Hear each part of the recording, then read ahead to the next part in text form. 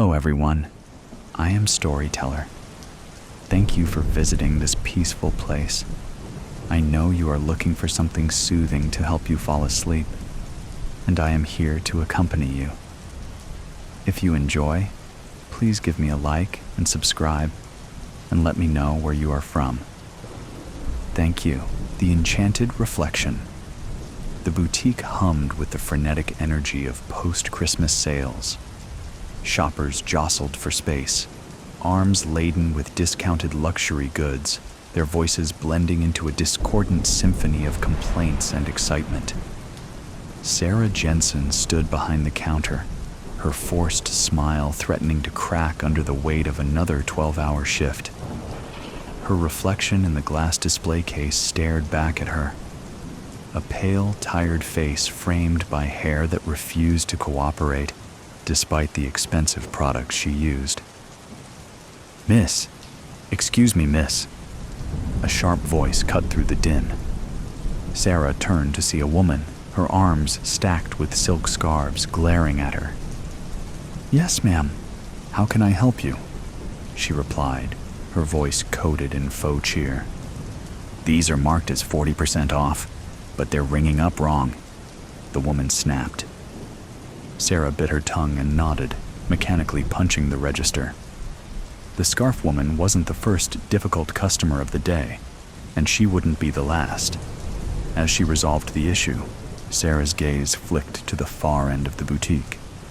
A figure lingered by the antique mirror display. A woman draped in a long coat, her dark hair veiling her face. She seemed out of place among the boutique's usual clientele. Her movements were deliberate, almost hypnotic, as she traced her gloved fingers along the edge of a large gilded mirror. "Miss Jensen!"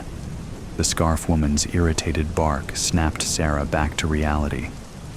She completed the transaction, apologized for the inconvenience, and handed over the neatly bagged scarves.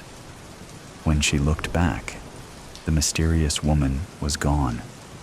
In her place, on the counter near the register, sat a package wrapped in shimmering silver paper.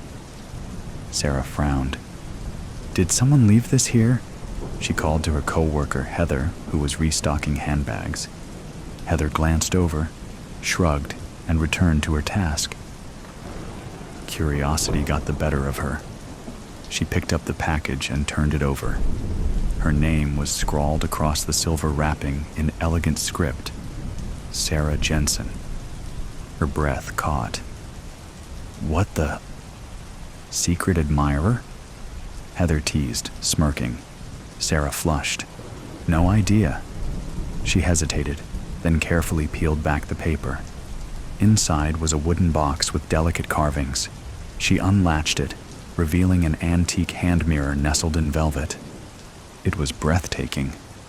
The silver filigree frame was adorned with tiny, intricate designs, flowers, vines, and what appeared to be a pair of eyes etched at the top. The glass was oddly pristine, almost luminous. A shiver ran down her spine as she gazed at it. The shop's fluorescent lights dimmed for a brief moment, flickering just enough to make her look around uneasily. "Spooky," Heather said, her tone light, but her eyes wary. "You gonna keep it?" Sarah's fingers lingered on the mirror's handle. She wanted to say no, to put it back in the box and leave it there, but something about it called to her. "Yeah," she said softly. "It's beautiful."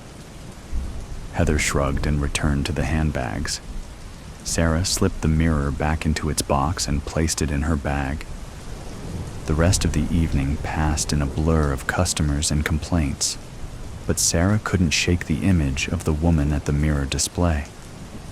As she locked up for the night, she glanced over her shoulder one last time. The boutique was empty, save for the faintest impression of a handprint on the glass of the largest mirror. Sarah settled into her apartment, a modest one-bedroom filled with mismatched furniture and an air of functional neglect. The antique mirror sat on her coffee table, its polished silver glinting under the dim light of a single lamp. Her cat, Milo, circled the mirror, sniffing at the velvet-lined box before retreating to his perch by the window. "You don't like it either, huh?" Sarah murmured, pulling her blanket tighter around her shoulders. She couldn't explain why she had brought it home. Something about the mirror tugged at her, a mix of unease and fascination. She reached out hesitantly and lifted it, her fingers tracing the intricate designs along the handle. When she finally looked into it, her breath hitched. The face staring back wasn't hers, or at least, it wasn't the face she was used to. Her reflection was flawless. Her skin glowed with a porcelain smoothness that seemed almost too perfect. Her lips were fuller, her eyes brighter and more alive. Even her hair fell in soft, elegant waves, like something out of an advertisement.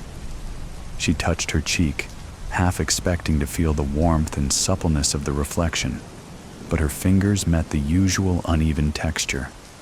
Her reflection smiled faintly, though she had not. Her stomach twisted. She set the mirror down quickly and rubbed her eyes. "Long day. I'm losing it," she muttered, but curiosity gnawed at her. She picked it up again. The reflection was the same, perfect. Yet as she studied it, she noticed something disconcerting. Her eyes, they weren't quite right. Behind the radiance lay a coldness, an almost predatory gleam. She tried looking away, but her gaze kept returning to the glass. A soft knock at the door jolted her, breaking the spell. She set the mirror down and crossed the room, peering through the peephole.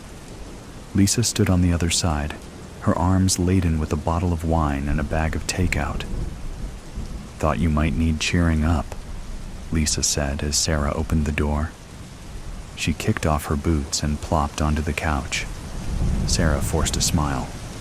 "You didn't have to do that." Lisa shrugged. "You've been weird lately.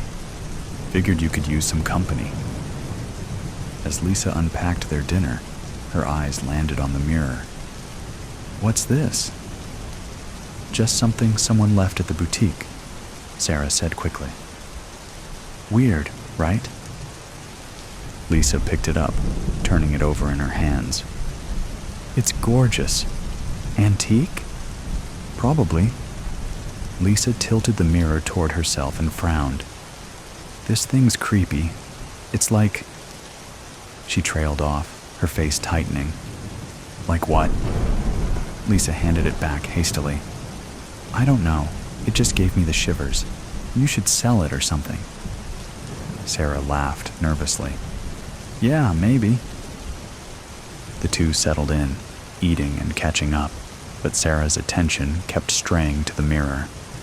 After Lisa left, she found herself sitting alone with it again, the room unnervingly quiet. She picked it up one last time before bed. The reflection was still her, but the longer she stared, the less she recognized the person in the glass. It wasn't just the perfection. It was the way the image seemed to breathe, to shimmer faintly, as though it were alive. A single word echoed faintly in her mind. More. Startled, she dropped the mirror. It landed with a dull thud, unbroken. Shaking, she turned it face down and left it on the table. But even as she crawled into bed and pulled the covers over her head, the whispered word seemed to linger in the air. The new year arrived quietly. Sarah had spent the evening alone, ignoring calls from Lisa and other friends, unable to shake her preoccupation with the mirror. It remained on her coffee table, face down, but its presence loomed like a living thing. When she finally picked it up again on January 2nd, the reflection stunned her. It wasn't just her idealized self anymore. Her face in the glass had changed subtly, but undeniably. Higher cheekbones, a sharper jawline, and eyes that gleamed with a confidence she had never possessed. The strangest part? she stepped into her bathroom and looked into the plain, unenchanted mirror above the sink, she saw the same changes. Her real reflection matched the one in the antique glass. She traced the contours of her cheekbones, marveling at their new definition. Her skin was clear, her lips fuller, her hair shinier. It wasn't as exaggerated as the reflection in the antique mirror had been, but it was unmistakable. The compliments began almost immediately. "Did you do something different with your hair?" Heather asked at work. "You're glowing," a regular customer remarked. Even her boss, who usually ignored her, took notice. "Looking sharp, Sarah. Keep it up," he said with a rare smile. At first, she basked in the attention. For the first time in her life, Sarah felt seen, appreciated, envied. She began to carry herself differently, walking with her head high and a sway in her step.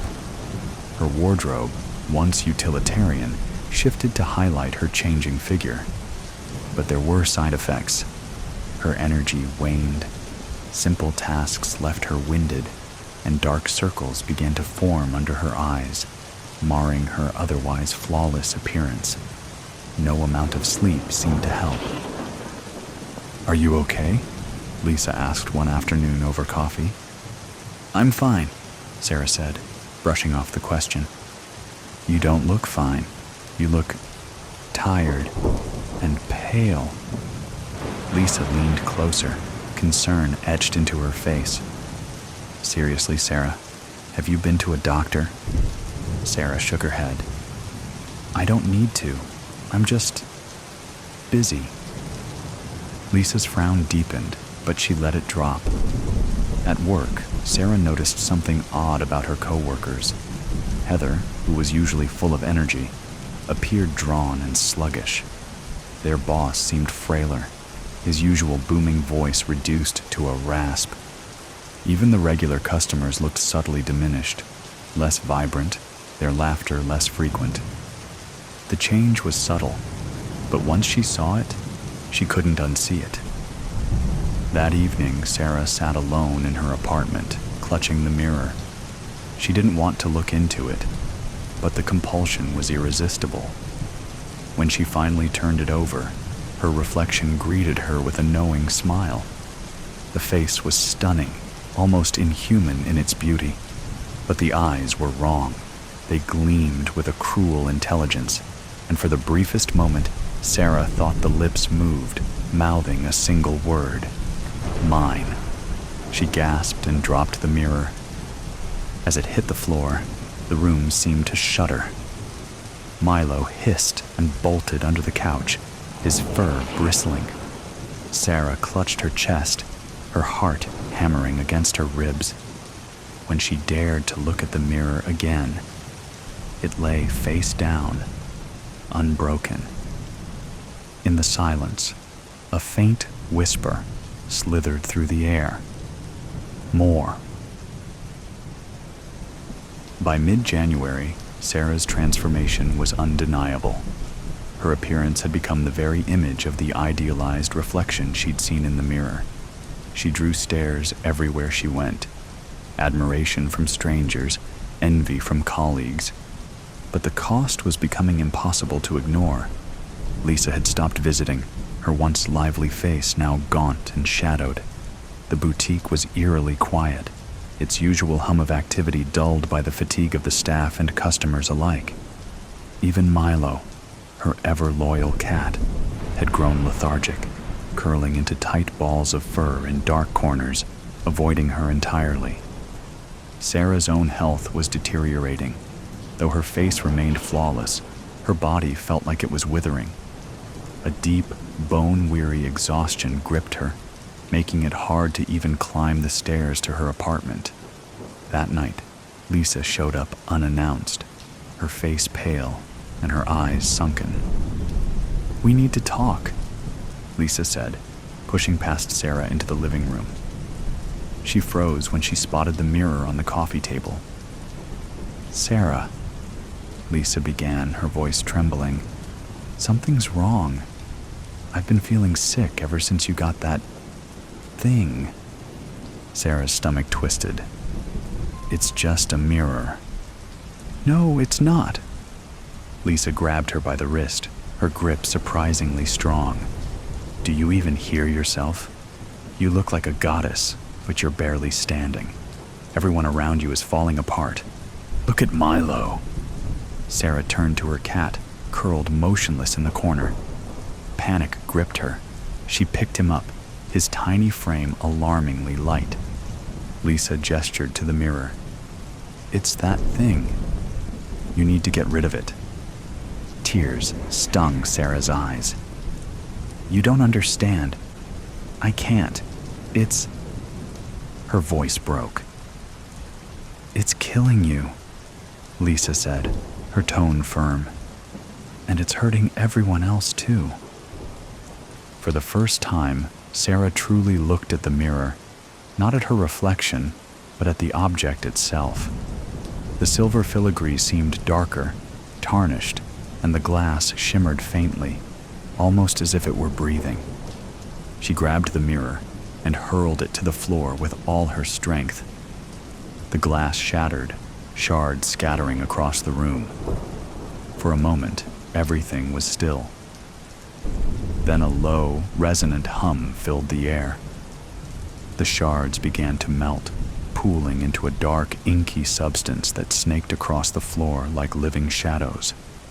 Lisa screamed, stumbling backward as the tendrils slithered toward her. Sarah stood frozen, watching in horror as the shadows swirled and coalesced into a humanoid shape.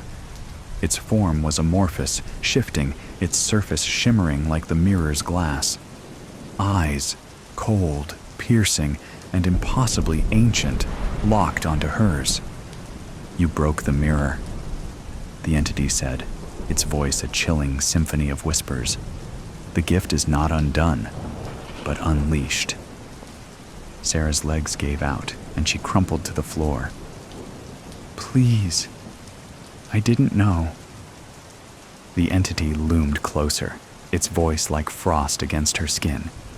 Desire is a binding contract you took without thought, and now the cost is yours to bear. Lisa tried to pull Sarah away, but the shadows lashed out, pinning her against the wall. You will watch, the entity hissed. Sarah's reflection materialized in the dark surface of the creature's form, twisted and grotesque. As she stared, her body began to change. The radiant beauty she had cherished dissolved like smoke, leaving behind a visage that was hollow, gaunt, and lifeless. Her skin sagged, her eyes dulled, and her hair fell in brittle clumps around her. The creature's shadowy form melted into the walls, the room falling silent once more.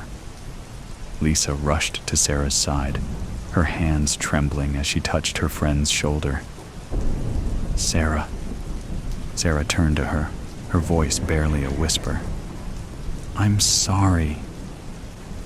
Lisa held her tightly, but her expression was one of horror. The next morning, Sarah was gone.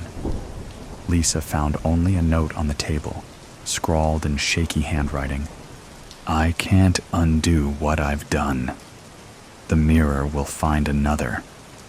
Please forgive me. The shards of the mirror were gone, as though they had never existed. Miles away, in the display window of a quaint antique shop, an elegant hand mirror sat on a velvet cushion, its silver filigree gleaming and its glass pristine. A small tag hung from the handle, reading, Beauty Beyond Compare, $150, Mariner of Innsmouth. I write this now from a hospital bed not far from my hometown. Though I am labeled delirious and force-fed medications whose names I cannot pronounce, do not believe that this testament is anything other than truth. It was 2 days ago, several miles away from the outer shelf reefs from the coast, when I was aboard a sailboat that drifted seemingly aimlessly over the waves.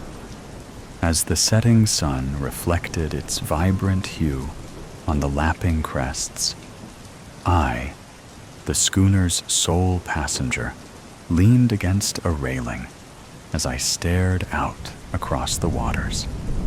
My name is Howard Phillips, and I was out on this solo sailing journey to find a new clarity in life. 3 days before was my father's funeral. My relationship with my father was a perplexing one. I looked up to and admired the man, but felt like I never really knew him too well. I found myself wondering about the conversations that would never be had, the beers never drank together, the lessons and the stories that would never be taught or told.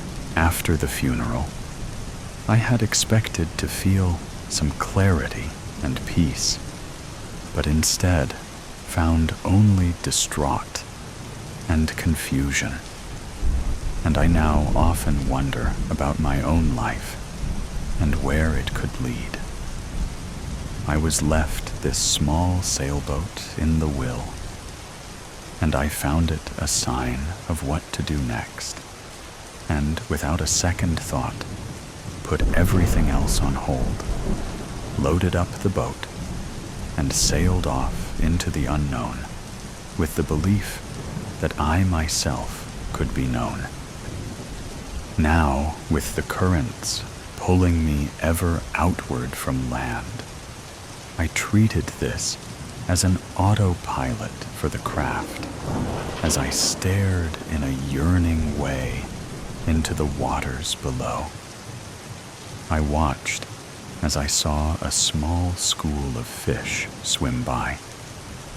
Though I could not identify their breed, I mused at the occasional scaled adventurer who would jump from the water away from their brethren as they tasted the open air and observed a whole new alien world.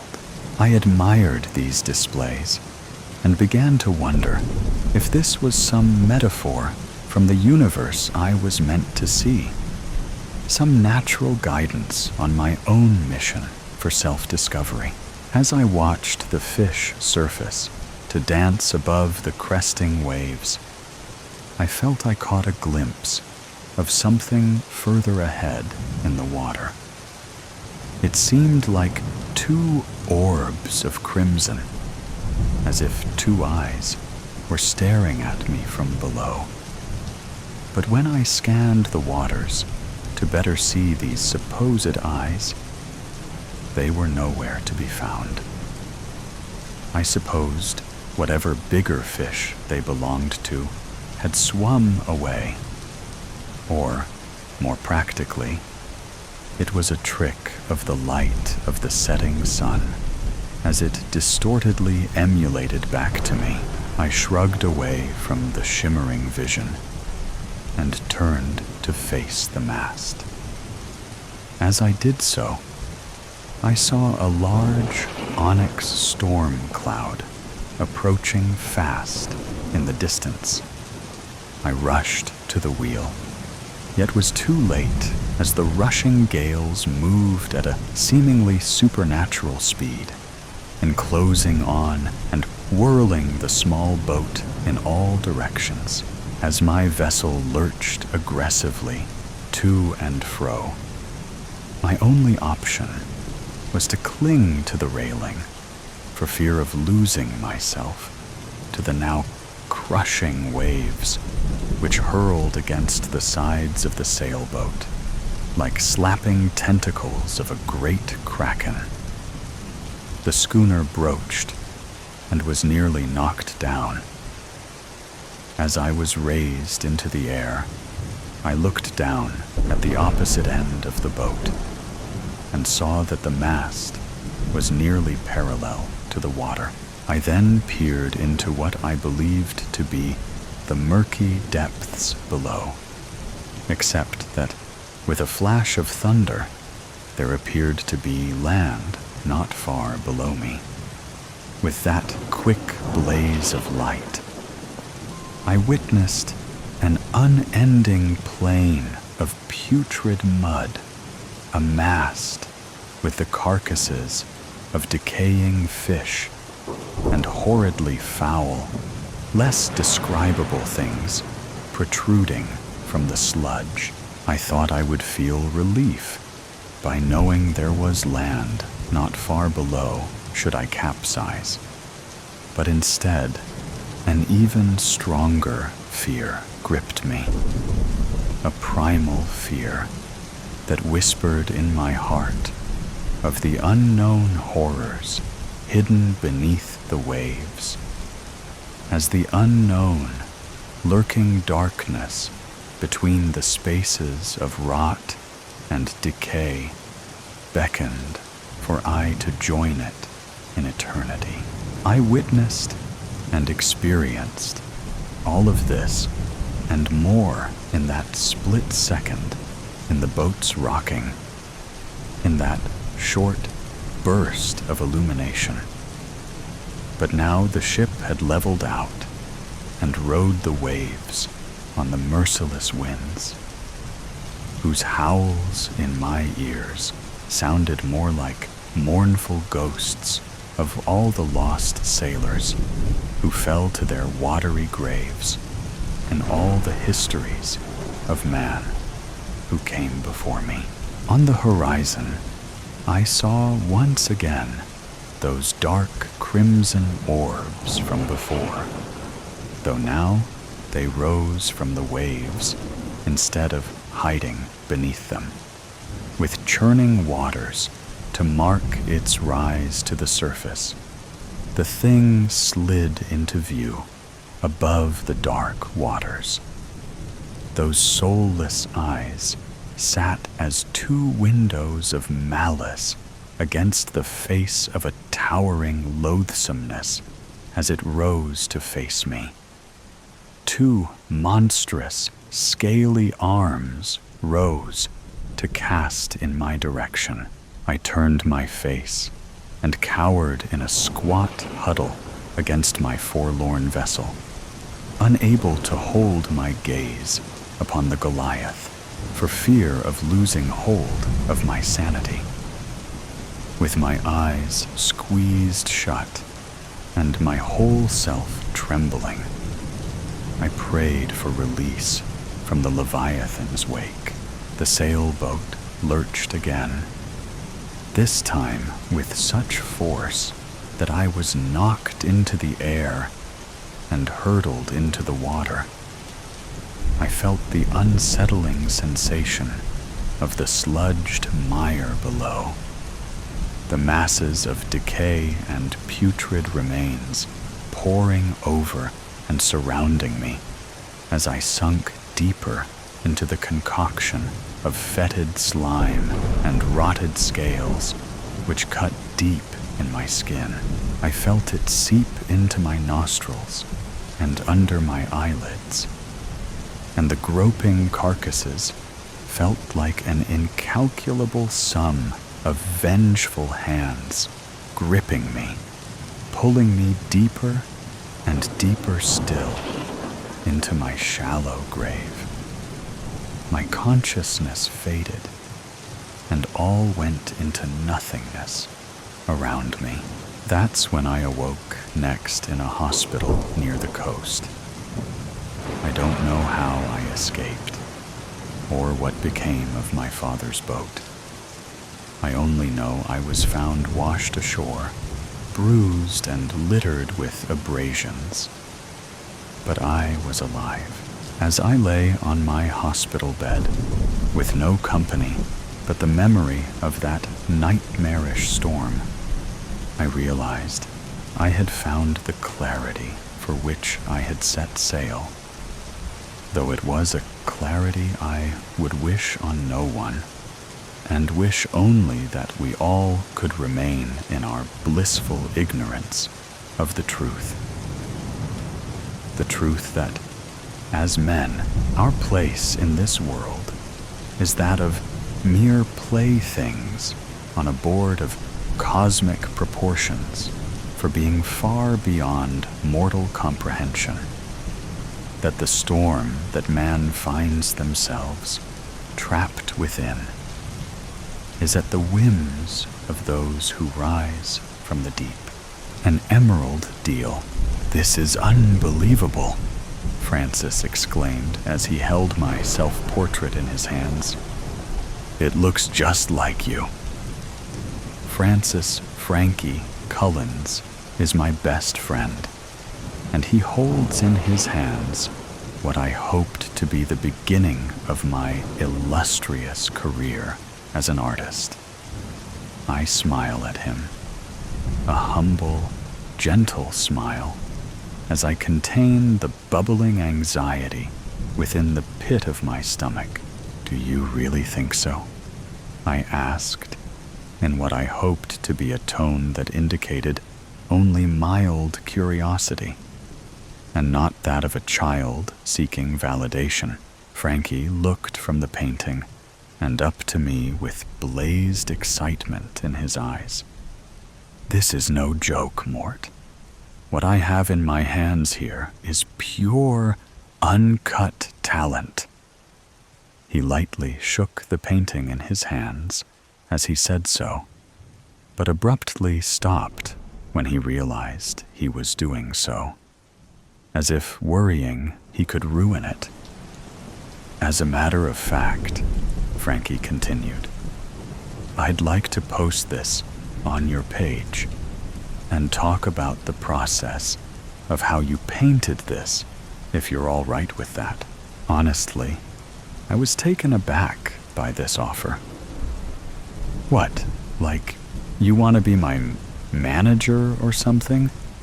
I sarcastically asked him this as I chuckled, but Frankie's face remained sincere. His response to me felt so genuine, so lacking in the raillery I expected, that it took me some time to register it. Why not?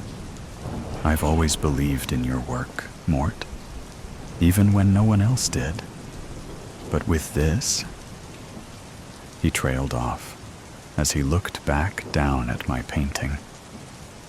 Finally, he continued, This was seriously all freehand? I nodded. Yes, it really was. But, Frankie, would you really want to be my manager? I don't even know what that job would involve. He waved his hand dismissively at me and smirked. Exactly why you need one. Let me handle all the details. But this, you just need to worry about making more of this. His smirk had grown into a wide grin as his eyes welled with moisturized droplets. I was stupefied at my friend's eagerness to want to work for me after seeing this latest piece of my work. I knew, of course, that this painting, and all others that followed, would be different. But to have this sort of hypnotic effect was entirely unexpected. Yeah, okay, I hesitantly agreed. Go ahead and post it, then. Frankie's eyes widened in a somewhat disturbing display of ecstasy. Perfect. I'll get on that right now, and you do what you gotta do for your process, and you get another painting out. ASAP. I promise you, Mort, this is going to be huge. Before I could even open my mouth to respond, Frankie had already darted out of my studio, which was just my room in our shared apartment, and into his room across the hall as I heard his door slam behind him in an eager swing. I stood silently amidst the canvases on easels, which all displayed different degrees of blankness to what had the appearance of being worked on for several minutes of brush strokes. Then, forgotten, they stood around the room in a way that formed a labyrinth to the bed, one which only I knew the right way through.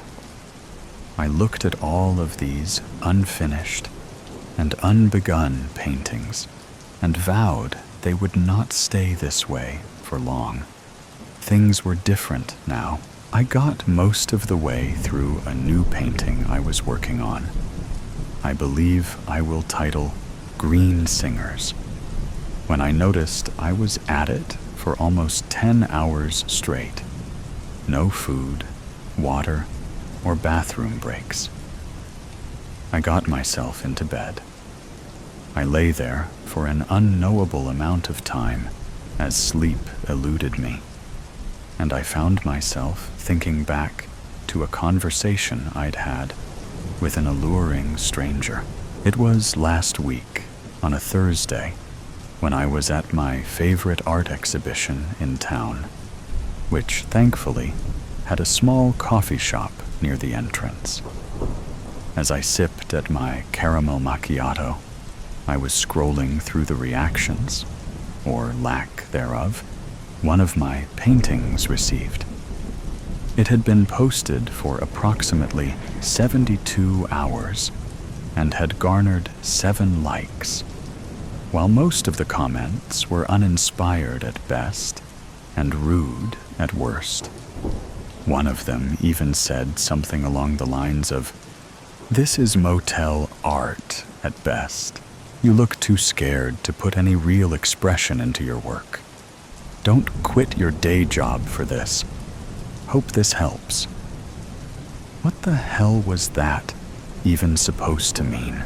I dropped my phone on the table in such a frustrated way that my coffee trembled and nearly spilled. Not that I cared. I threw my hands over my face and exhaled in an admittedly overdramatic, defeated way. There I buried my face as I gathered myself when I heard someone sit down in the chair across from me. I looked up, expecting to see Frankie. Instead, it was a man who I had never seen before. I recall little from his physical appearance, but I remember he was wearing an expensive-looking suit, and his eyes, those piercing emerald green eyes, with an intense and age sheen, the likes of which I had never seen before. "Can I help you?" I asked, making sure the irritated tone, hinting at "please go away," was noticeable in my inflection. The stranger gave me a smile that was warm and comforting, and I felt my disappointment in myself and the world melt away from my chest. I know it's weird to say, but I instantly felt comfortable with this man here. "I'm a fan of your work," he said to me. His voice was velvety and sweet. "I wanted to meet you in person, but I have to say, there is room for improvement." Of course, I thought to myself, another critic who thinks they can tell me how to paint. "Oh yeah?" I said, with the irritation back in force. I took another sip from my coffee.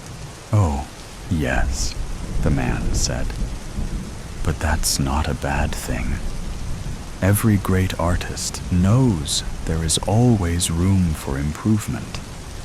It's the knowledge that one would never achieve perfection, yet their pursuit for it is endless." I rolled my eyes at him, though I guessed he did have a point. "Maybe you're right. And I'm guessing you have the solution for that?" This was obviously a rhetorical question.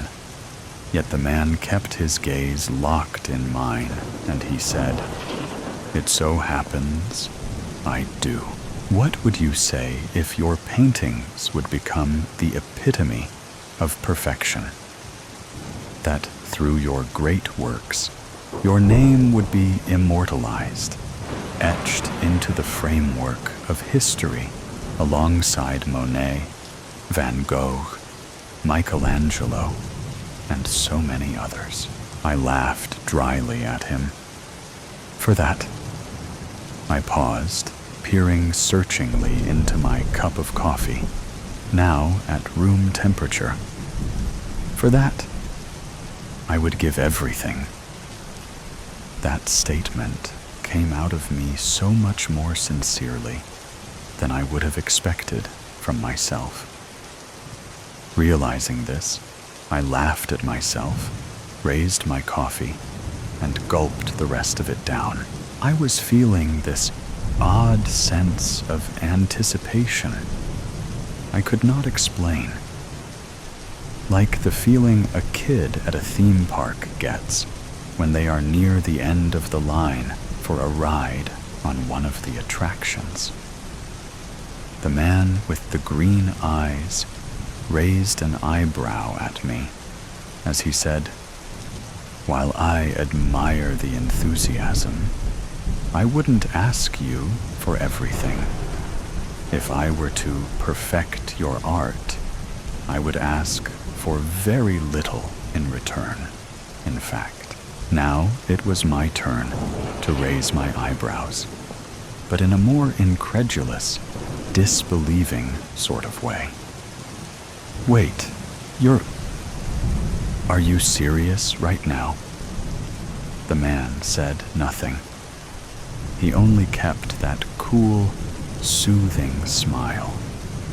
I pressed on.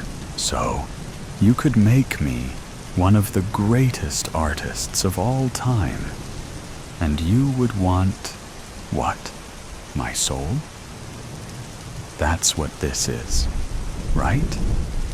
Some low-budget Twilight Zone episode where you grant me my biggest dream, and all I give in return is my soul?"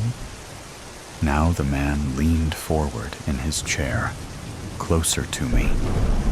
I could smell him now. It was a scent that felt so refreshing, as it ignited nostalgic feelings for events of my life that I could not recall ever happening. It soon dawned on me that the feelings of nostalgia his scent gave me were not like smelling freshly mowed grass and remembering a magical summer from childhood. This was a sense of longing for events in my life I had not yet lived. "No, you don't have to worry about that," he said in a reserved timbre. "Despite what certain media would tell you, I don't barter for souls." I considered this, then asked him, "Well, then what do you want from me?" "Two things," he said. "If I immortalize you and your art, I need you to paint something for me.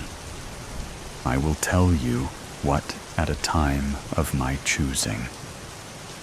Second, I need you, Jack Mortimer, to say 5 little words to me to endorse our contract."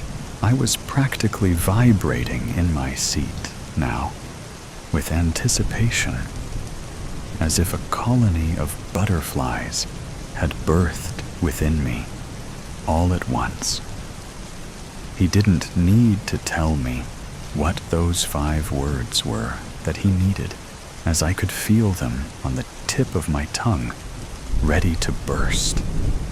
I stood up and eagerly reached my hand out to shake his. He did the same. I fervently told him what he needed to hear. "I see you, Mr. Green. Check out. 3 months had passed since I painted that self-portrait, which I allowed Frankie to keep. He keeps it proudly hung in his new office, where he works around the clock to get me new exhibits for my paintings. Green Singers had been a phenomenal success, and there had been 12 others so far after. He even got me a spot to talk on the late night show, which, to be fair, didn't seem too hard, as they had reached out to him and practically begged for me to make an appearance. But what I found most astonishing from this whole experience was that the scenes I painted seemed to come to life not long after they were finished. When I painted my hometown with a clearly visible view of the Andromeda Galaxy in the night sky, the next evening, the miraculous anomaly was reported across the states, which led astronomers stumped as to how it had suddenly become so bright to make it so visible to the naked eye. I painted snow in Southern California, and the next day there was a blanket of almost 12 inches in Los Angeles. That's what made it exceptionally convenient when, out of the millions of supporters and admirers across the globe, I discovered one truly bitter, ignorant critic.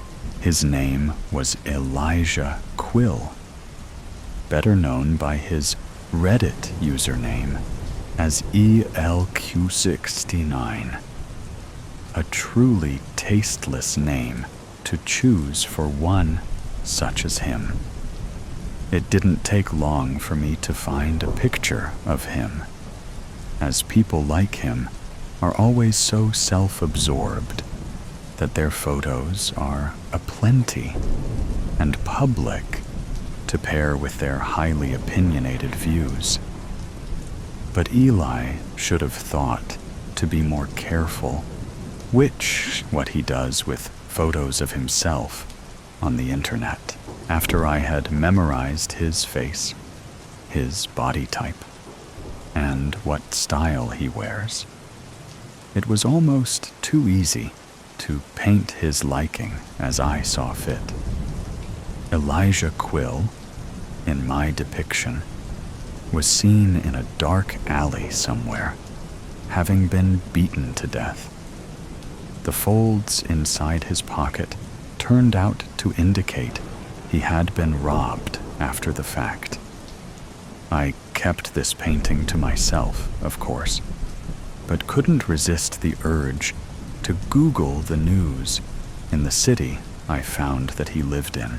There he was, the egotistical bastard, making the top headline. Good for him. A few days after the oh-so-tragic passing of LQ69, Frankie came to see me. We no longer lived in that small apartment together, as I had found a nice condo in the city. I buzzed him in, and he came in with that adoring, eager grin. That suck-up smile was starting to get on my nerves. "Hey, Mort," he said cheerfully.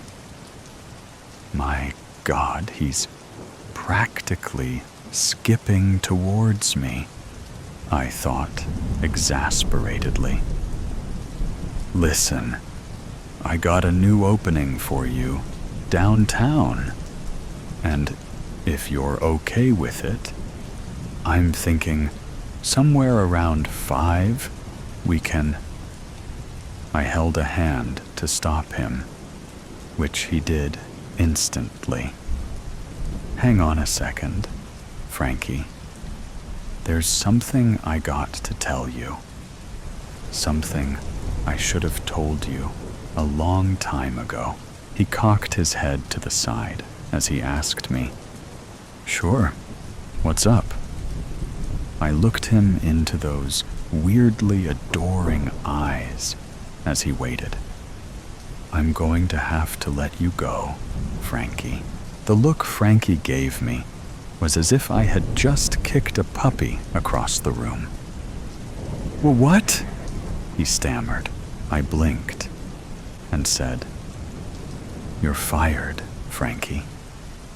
I'm sorry, but the truth is, I don't need you anymore. You can expect your last check in the mail." Frankie backed away, his legs trembling. His eyes darted about the room in disbelief.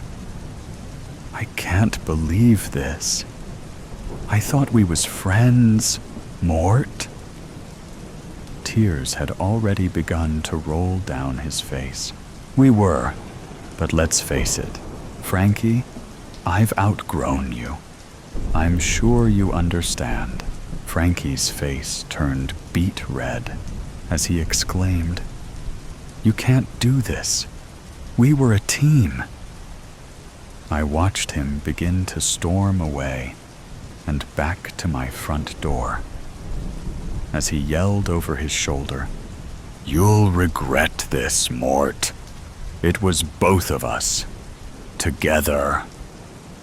The door slammed. "Well, that was dramatic," I said to no one. Ciao. That night, I awoke with a start. I was having some horrendous dreams, though I can't remember the details. Now awake, I found that I was standing in my new studio, painting. The unfinished work before me showed horrid images that were difficult for the human mind to comprehend. Hulking beasts of otherworldly proportions as they crowded and swarmed an unnamed city. People stacked haphazardly on pyres as they burned in a green, hellish inferno.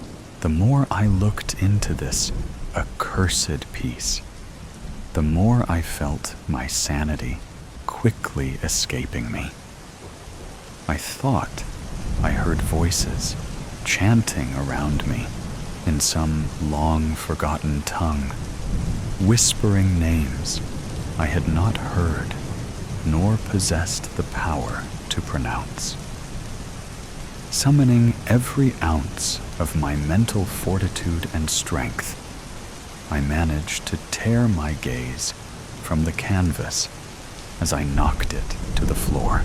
That's when I saw behind it was another easel, and displayed on it was my painting of the murdered Elijah Quill, whose disproportionately crooked neck had upturned his face to look directly into my eyes.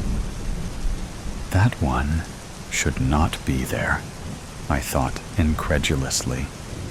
It was hidden away. Come now, Mr. Mortimer. Such a beauty should never be kept hidden. That voice behind me. It was his voice. I spun around and saw the man, this Mr. Green, smiling at me. "You," I said, as I pointed an accusing finger at him, "you're what made me paint that nightmare, aren't you?" Mr. Green looked at the unfinished painting on the floor, then back to me. "That was our deal, Mort.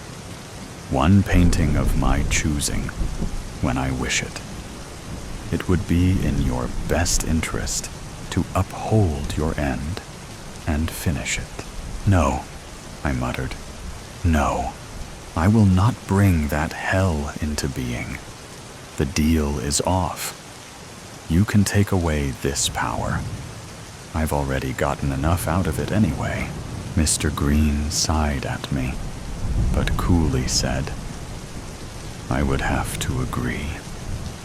Thanks to your admirable work, with Mr. Quill, I was taken aback by this. "What do you mean by that?" I demanded. Mr. Green's smile vanished.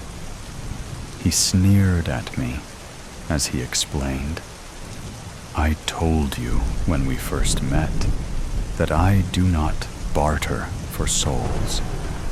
I don't have to, as your kind are always so eager to place it in the palm of my hand. For just the smallest taste of power and ultimate adoration, you burned yourself on the very pyre that you built." My jaw dropped open. No. But what could I say? What could I do? "I go now," Mr. Green continued with a returning smile, now sinister as a dealer in a rigged game of poker, "to prepare a place for you." And with those parting words, he faded from view, until all that was left were two floating orbs of emerald glaring at me, until they, too, were gone, alone again.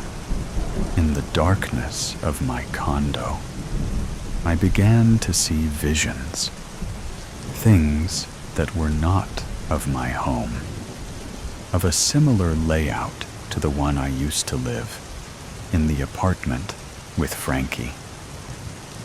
On a table, I saw a mostly empty bottle of Jack Daniels. I turned and saw on the edge of the bed was Frankie. He still lived in that tiny apartment, and here he was, drunk beyond all reason, with tears flooding his face and snot oozing from a sniffling nose. I saw in his hands he held that self-portrait, the first of my paintings after that deal. "Damn you, Mort," he whimpered. He produced a pocket lighter and set the flame to the bottom corner of my self-portrait. "No, Frankie, wait!" I screamed at him, but he didn't appear to hear me. The flames ate up the canvas as they crept from the torso to the painted face. "Damn you to hell, Mort," Frankie began to sob. The images of Frankie's room vanished, and my own dwellings had returned. "This is unbelievable," I cried as the last image of Frankie disappeared. Standing here in the dark of my own vanity, I felt the effects of Frankie's actions with that damned painting. The fire started at my feet and quickly licked and raced up my legs, soon engulfing my body. I yelled, swatting at the flames, yet the inferno continued to spread all around me, and only me as I raised my hands to my face and screamed. The Pinch ELCV 28, Earth's last chance vessel 28, was slowing down after 5 months at elevated distance speed. The 3-person crew were starting to feel the pinch. The pinch, as it had become known, was the phenomenon whereby the greater the distance from Earth, the more the human heart and brain would become panicked, fatigued, strained, and lost, as though there was an invisible bungee attaching everyone's core to the planet. There wasn't yet an acceptable scientific explanation for this effect, but the crew of the ELC-28 were really feeling it. They had just crossed the 960 million kilometers from the Earth, heading perpendicular to the gravitational rotation of the solar system. "It's always worse going south," Carl said with a smirk, looking across the table at two distraught faces. "What do you mean, south?" Casper said angrily. "There is no south, north, east, west. Just black, black everywhere.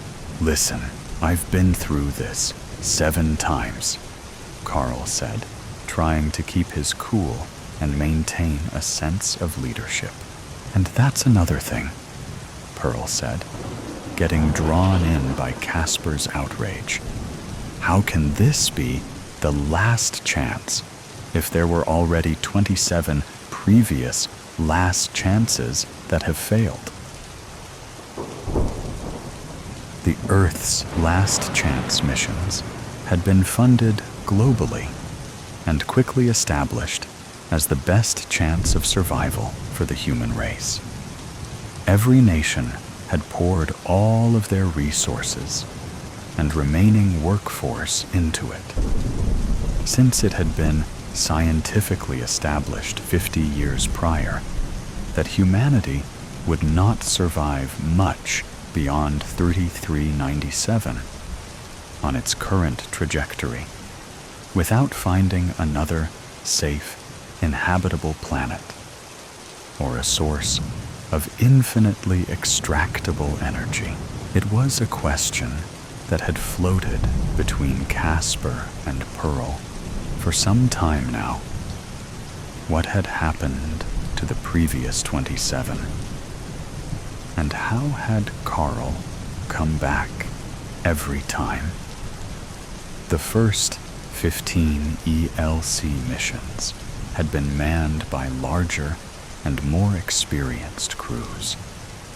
By the 20th, there was no time to train anyone to the standard that was required. By this point, people were mandatorily encouraged to join a crew in a variety of ways. Shorter prison sentences, the promise of financial security for their extended family, and the knowledge they may be helping the survival of the human race as a whole. But it was becoming ever harder to recruit new people.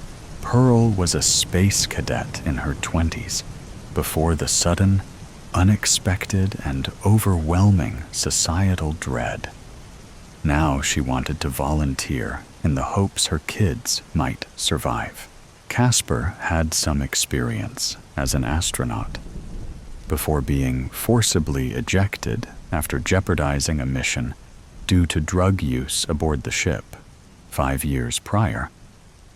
He had been court-martialed, but promised a complete pardon if he volunteered for the ELC missions.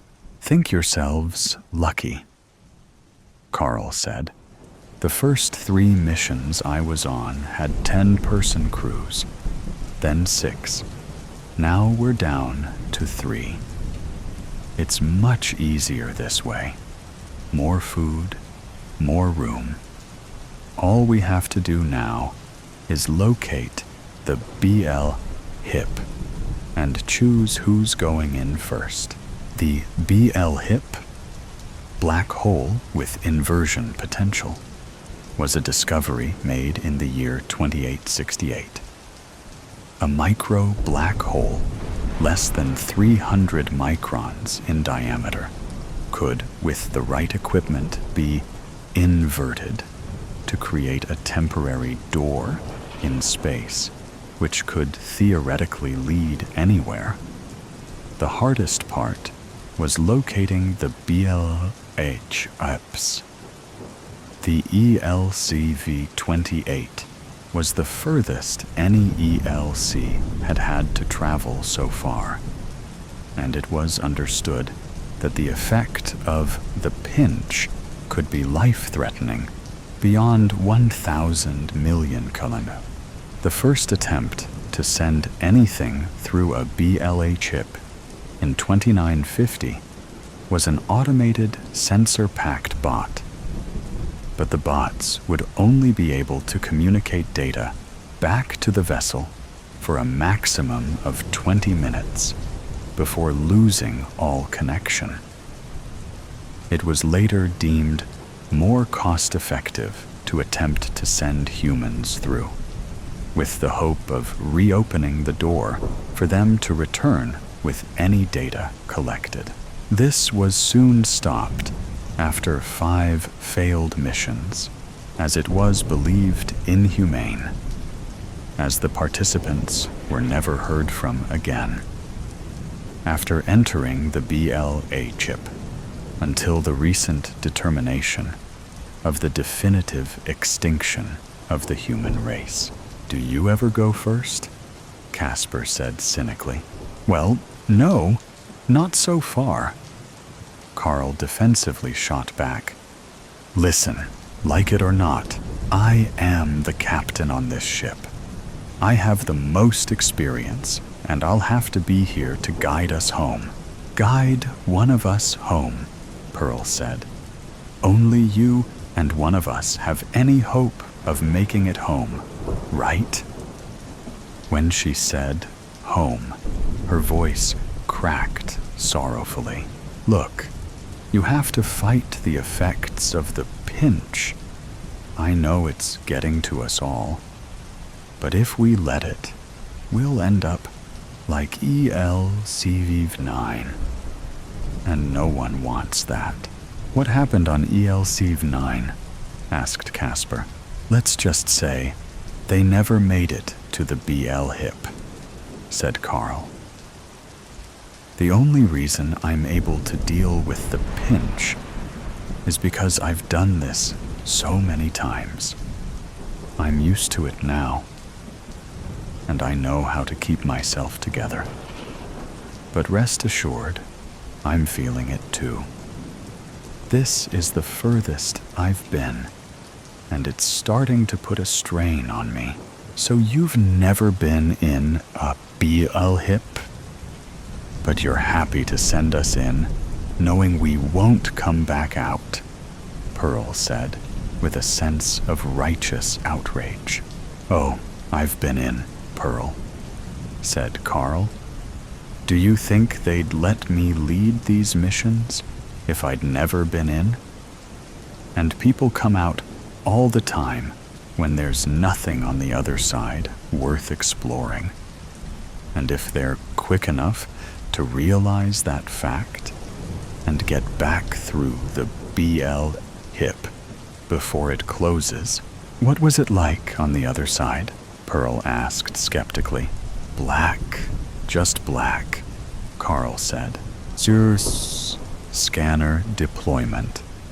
The standard procedure is to send through a scanner bot to establish the chances of anything worth exploring before sending in a human. The data received back from the bots is usually minimal, and often scrambled to the point that it's not 100% reliable.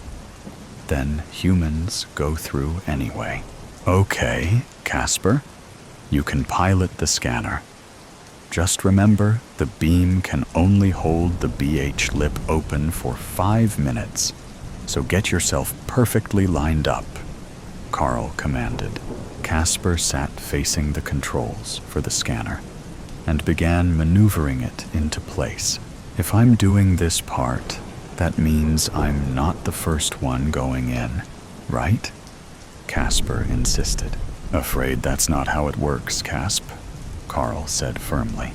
The scanner was guided through the 5-meter hole in space.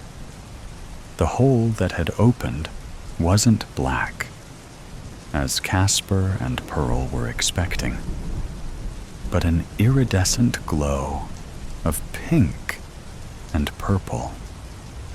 Beautiful and mesmerizing, yet somehow off-putting, like oil in a puddle.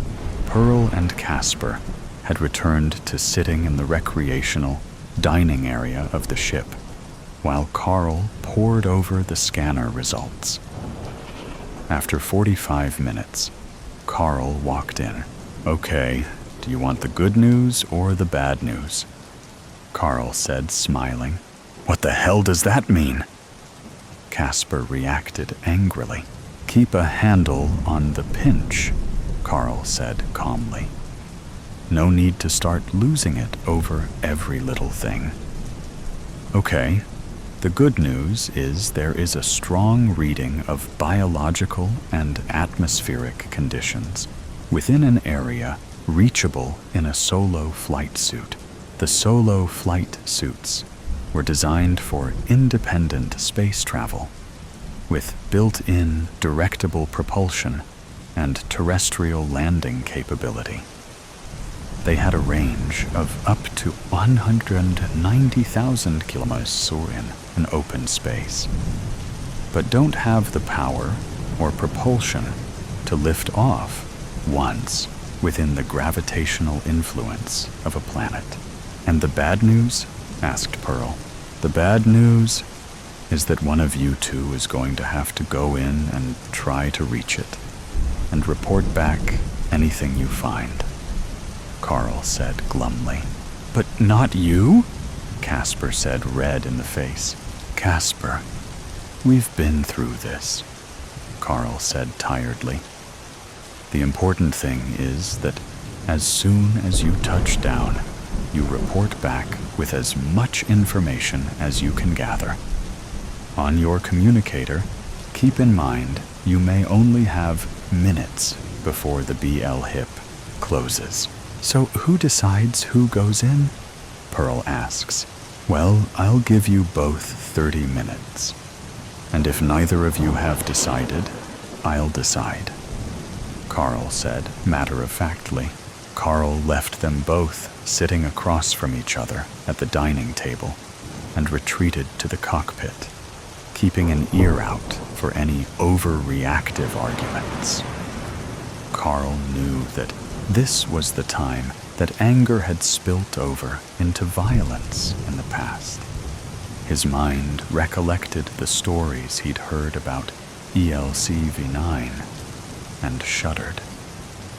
"Not on my watch," Carl thought to himself. "So do you want to go in first?"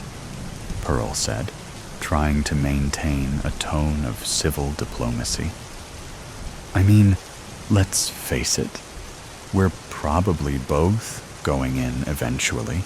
I take it from your tone that you're not going to volunteer yourself, and that you want me to want to go in to alleviate your conscience," Casper responded calmly, but with an air of arrogance.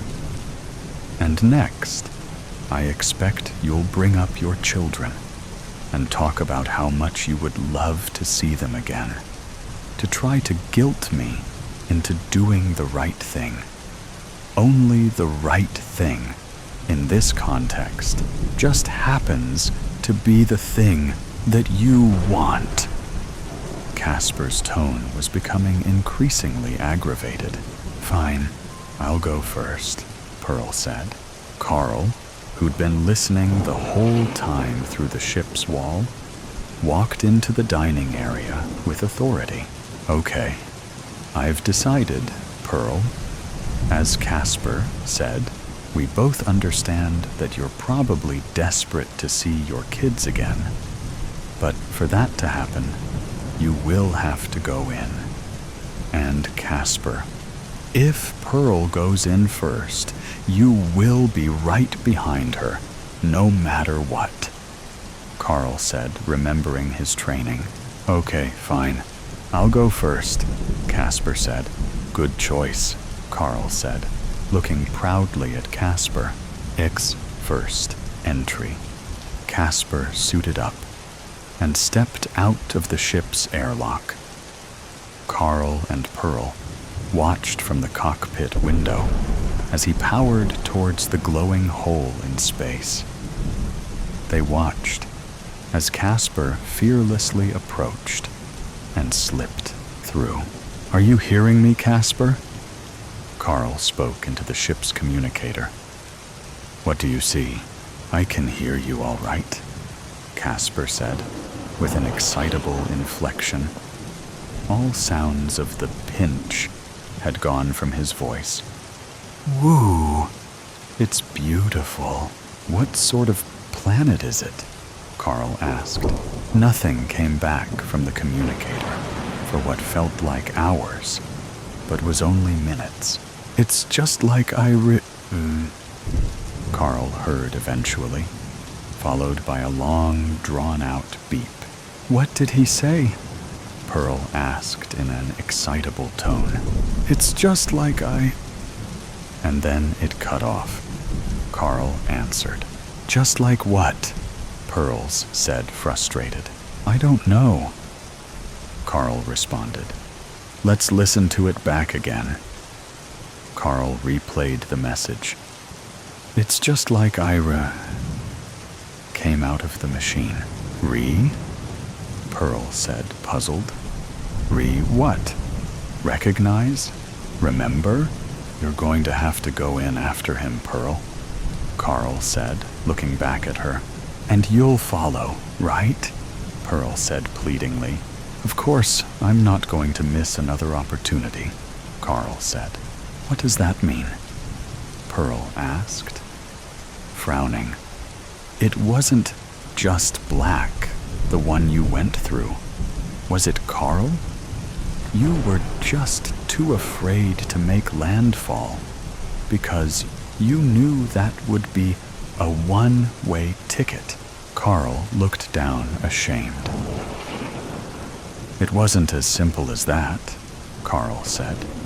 There are lots of planets that can come back with breathable atmospheres on the scanners. But when people go through, it's a death trap. The one I saw when I went through was not right. The sky was orange, and the land was black. I knew straight away that if I touched down, I'd never be coming back. So you were scared, Pearl scoffed. And yet you've sent plenty of scared people to their deaths. How do you know this one will be any different? And yet you are more than happy to send me through. Casper said, it's beautiful. Do you think he would have said that if it didn't at least look safe? Carl said encouragingly. The BL hip will stay open long enough for you to establish a connection with Casper. He should have made landfall by now if it's safe. And you'll know if you should turn back. And you can come straight back through. Ix landfall. With that, Pearl suited up and reluctantly entered. Carl sat waiting, watching, and trying to calculate how long it might take for Pearl to communicate with Casper, and how long he'd have before the BL hip would close. Anything from Casper? Carl asked nervously through the communicator. Is he alive? A long pause. Wait, he's talking, Pearl said. He's ranting and raving. I can barely make it out. Another long pause. He says it's Ert, Pearl said. With that, the BL hip closed suddenly. Carl sunk his head into his hands in despair. It's Earth? Carl thought. Was that what Casper was saying? It can't be. There are no BL hips that close to Earth. I would know. Unless one has formed since we've been traveling. Or maybe a new BL hip is created when we travel, though? Nobody knows for sure. Carl thought. He sat and dwelled on this new information for some time. He could wait for Pearl to make landfall, then travel through.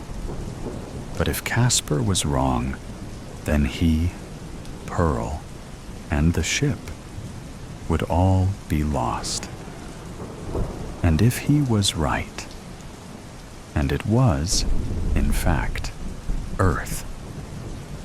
All that's been achieved is finding a shortcut back home. Still would have lost the ship, and the Earth would still be on a collision course with annihilation. But at least he would have proven himself courageous enough to follow the crew through a BL hip, or he could open the BL hip right now in the hopes he could at least save Pearl before she attempts to land. But save her how? We're all dead either way. If I bring her back on board, we'll just head back to Earth with no confirmed news of salvation. Carl was distraught and angry with his inability to think clearly. He was supposed to be the one to keep a clear head and make firm decisions. Damn pinch, Carl thought. Carl opens the BL hip and tries to establish a connection with Pearl on the communicator. It's taking too long, Carl thinks. Suddenly, he can hear Pearl's breathing coming through. Pearl, how far are you from landfall? There's not much time. Carl shouts through the mic quickly. I'm within the gravitational pull now, Pearl says excitedly. Casper's on the ground and he's breathing without his suit. He says it's safe. Send a message home. Carl quickly uses the onboard computer to send a message back to Earth. This is ELCV-28. We've found a new home, location details included. Begin the evacuation process. Carl hits send and prays that was the right decision. He climbs into his suit and heads towards the BLH hip. This is it. He thinks. Carl gets through just as Pearl is making landfall. How was the descent? Carl asks. Fine. Not much in the way of clear landing areas. Pearl's responds. A lot of flora and fauna where I am. Flora and fauna? Carl says. That doesn't sound like the Earth I remember. Have you got a connection with Casper? No, his communicator cut off abruptly about a few seconds ago, Pearl said, concerned. I'm going to de-suit now. Carl tried to establish a connection with Casper, but nothing but static came through. How's the air? Carl asked. Clean. Weirdly clean, Pearl said, taking deep breaths. Carl was getting close to the inescapable gravitational pull of the planet. He soaked up the beauty of this vantage point. It looked like Earth, green land and sun and oceans. Carl couldn't contain his excitement, but something was different. Carl didn't recognize any of the continents. A scream pierced Carl's ears through his communicator. Then Pearl's voice came through panicked. Carl, turn back now. Get back to the ship and send another message to home. This is not Earth. This is not a safe planet. All that followed was screaming. The sounds of bones crunching and a strange, savage, terrifying, deep roar. Carl checked the altimeter on his suit. Now entering inescapable gravity, a decently modest proposal. Hey you. Yes, you. Reading this story. Don't worry. This isn't some piece of meta-fiction. I'm dictating what I say to a gracious volunteer who will post it for me. I've got an offer for you.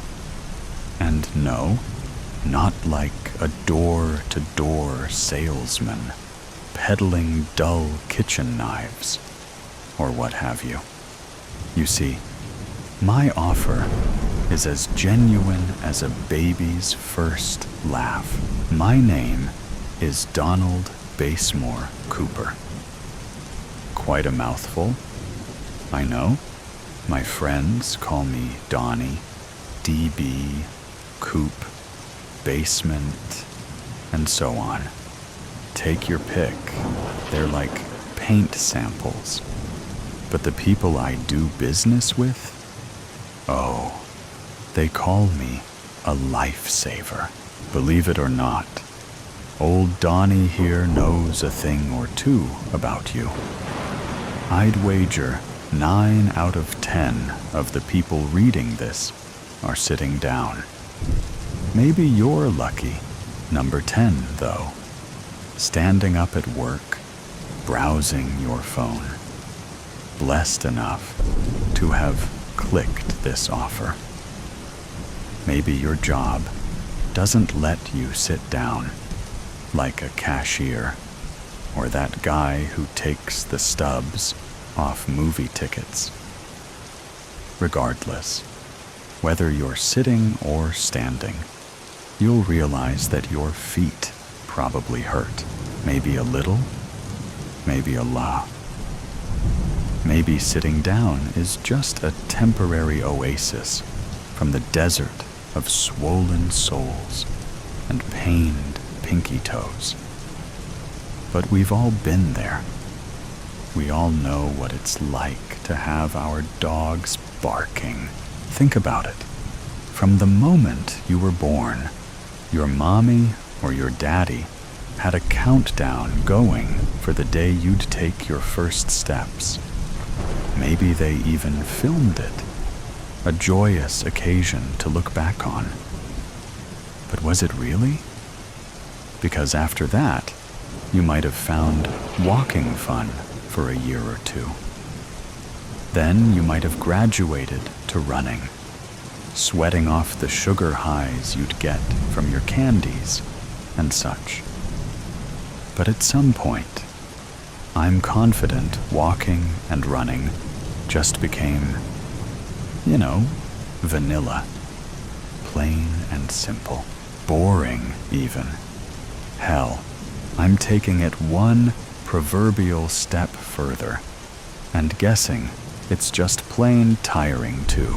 Now, as an adult, say you can't find a parking space close to where you need to go. Now you gotta walk. Or maybe the bus station isn't that close to where you work. We haven't exactly designed cities around those of us without cars. Maybe your job keeps you on your toes. Go run this. Go clean this. Go serve that table of assholes their food, knowing they won't tip you. More walking, and even if you try and relax on a weekend, guess what? How long can you last until you go shopping at a store, or even a mega shopping center, floor after floor, dedicated to glorious capitalism, a shrine to enjoyment and consumerism? But your feet will have hell to pay. And I know I can hear some of you thinking to yourselves, but Donnie, I like to walk, run, and jog. Hell, I eat marathons for breakfast. I hear you. I promise you still gotta listen to my offer. You see, why do we do those things? If you ask me, it boils down to 3 different reasons. First reason, maybe you like an early morning stroll through the woods because you gotta de-stress. It's calming, serene, reminds you of your mama's womb. I get that. But it can't be the only way you know how to de-stress. I'm sure your buddies, the bed and the couch, would like to chime in and remind you how relaxing they are. And if you still want to be in nature, watch a bird or two. Park benches are right there, singing a siren song to rest your feet. Second reason, weight loss. You want to be sexy. You want to look thin. You gotta shave those pounds off of you. But I'm sorry to say, it's really all a sham. Society made up these rules as to who counts as hot, who gets to be on the big screens and such. They want you to look thin because there's more money for them in looking thin. Exercise machines, designer clothes, beauty products, all that costs way more than a bag of chips and cookie dough, if you know what I'm saying. And then they have the gall to make food so tasty, yet so fattening, to keep this endless cycle going. You pay money to get thin, only to pay money to get fattened again. That's the secret to beauty. It's just money wearing a mask. Don't fall for it. Live how you want. Don't worry about running to get thin. Reason the third. Maybe you run for sport. You know, it happens. You could have had a lazy eye and couldn't hit or throw a ball right. But boy, howdy, you sure could run like hell in a straight line. Now, your pal Coop here wasn't much of an athlete. Most of my running came from evading the school bullies, who are now, hopefully, adult has-beens and burnouts. But that spirit of competition is a wonderful thing. It's food for the heart and soul. But it won't last. Sooner or later, your body gives out, and you'll just be yearning for the glory days, like a college alum still visiting their frat house on homecoming. You can't run forever, so you see where I'm coming from now? Almost everyone reading this declaration of mine is going to tragically fall victim to one day being so pained, so hurt, so egregiously tired, all from walking. Biologically speaking, we aren't even designed to be standing up straight for so long. Our spines are an affront to God, if anything. So, what do we do? What is Mr. Basemore Cooper here leading up to? What is my offer to you, my dear reader? Well, let me tell you a story. Growing up, my grandfather, or my Boompa as I called him, lived on his own.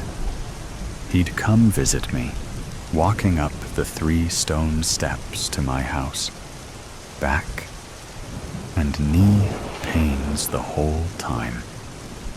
Of course, I didn't know at the time how much he hurt.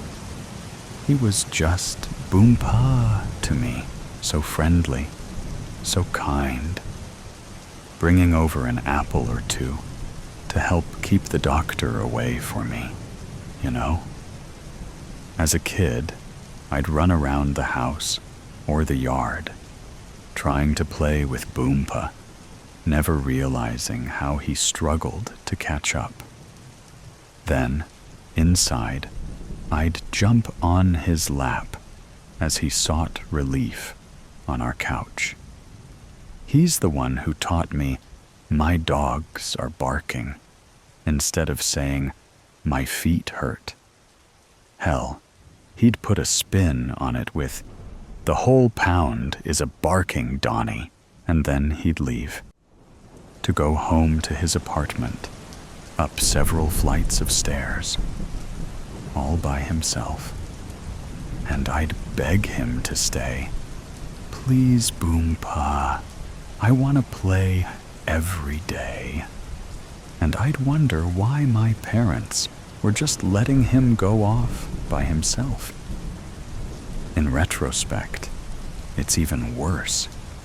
They had to have known his legs were hurting, but they basically kicked him out into the cold every time he finished visiting. Why couldn't Boompa just live with us? Would it really have been that hard? Don't you get ahead of yourselves, dear readers. There isn't some skeleton in Boompa's closet. No sins of the grandfather. No wicked reason why baby Donald couldn't see him every day. The real reason? Independence. As long as he could walk, he insisted on taking care of himself, living on his own, and thus seeing me only a dozen times a year. Tragic, right? Your hearts must be breaking. Boo-hoo for Donnie. Nah, I should get that I was still lucky to even have Boompa. But you know who wasn't lucky? Boompa. Knees sore, feet aching. A lifetime of walking amounting to chronic pain. It really shouldn't be a surprise that he couldn't cross the street at a normal speed. So if you think about the number of stupid people combined with the number of impatient people in this country, it was really only a matter of time. Boompa couldn't possibly react fast enough to that car. Don't grab your tissues and start weeping. He lived. It's actually funny how tires crushing your bones, grinding your flesh, and spilling your blood across the pavement isn't enough to kill you sometimes. I wonder if Boompa found it funny too, lying there, waiting for the ambulance, dragging himself away from the mangled remains of his legs. Just a clean cut, the kind that would make a butcher blush with how precise it was. Just like that. No more legs and feet to hurt. Just like that. Boompa was at home. My home. To live with us. I could talk to him all day. My parents would take care of him, and he'd never have to walk again in his wheelchair. I couldn't be happier that he lived out the last few years of his life with us, fully provided for and loved. I'm sure he'd agree. I'll have to ask him when I go to heaven. And we could have had all that for longer if he had just gotten rid of his legs sooner. Don't you think? What I'm proposing is a free service, all done by me on the house, to give yourself the same kind of life Boompa had at the end. Fully taken care of, free from the stress of walking. You'll find new ways to relax, new games to play to pass the time, and losing weight? Well, a leg is a little under a fifth of your weight, so losing both? You're talking upwards of 50 pounds off, all at once, way more efficient that exercise ever could be. Come on.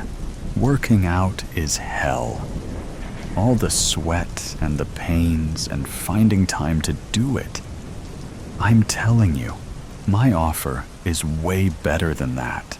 You might be hesitant because you don't have a spare wheelchair lying around. No worries.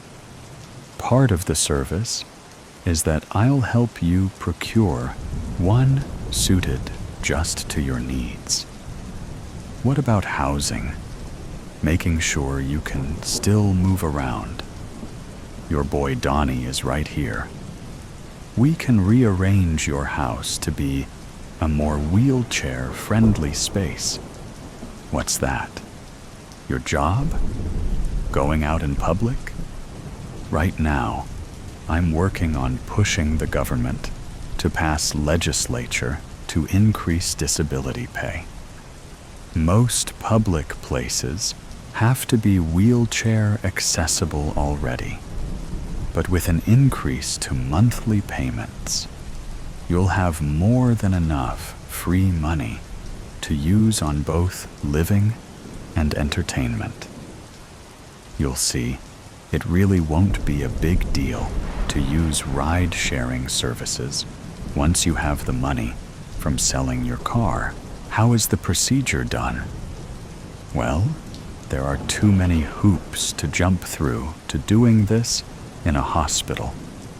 God forbid us red-blooded Americans exercising the freedom we've been promised.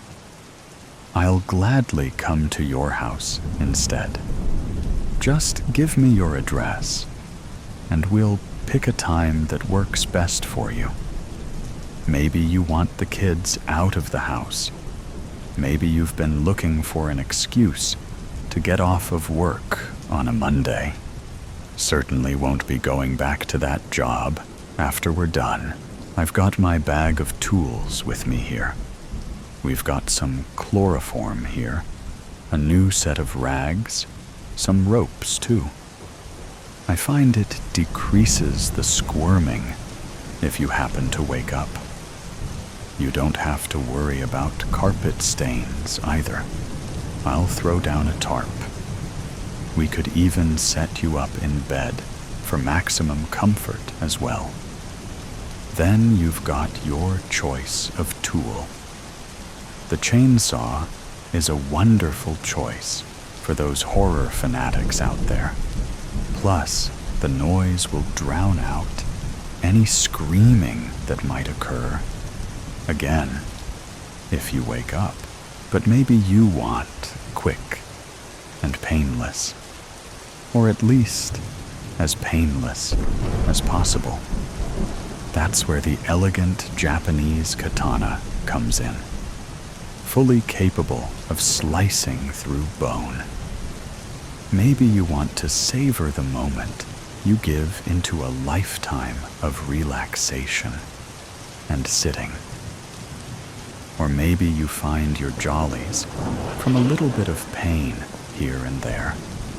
No judgment here. But I've still got my trusty hacksaw here, still good to go from the first time I did this procedure. Now the forums will tell you that a bone saw might cut better, but ignore that hogwash. With enough elbow grease and a can-do attitude, my hacksaw and I will easily get your legs on a one-way trip to Aruba. Never to bother you again. Don't you worry a hair on your pretty head. I know what I'm doing here. It's not my first rodeo. I've had plenty of satisfied customers in the past. It does take a little convincing, but if you met me in person, my pearly white smile would knock your socks off. Be warned, ladies, I'm quite the charmer. I wouldn't be surprised if we end up chit-chatting mid-procedure too. Why, yes, I'd love to take you out to dinner in your fine new wheelchair this Friday. I'll hold the door open for you and make sure you get home safe before I lift you and tuck you into bed, nice and snug. Now, in full honesty, not everyone is fully on board with this procedure yet. But I really am doing people a huge favor here. The couple of times they hesitated to say yes didn't stop me from grabbing the old chloroform here. I remember this one gentleman, surely an upstanding and strong man, didn't hesitate to start crying and begging me to stop once he was tied down. Those tears reminded me a lot of myself when I used to cry when Boompa left.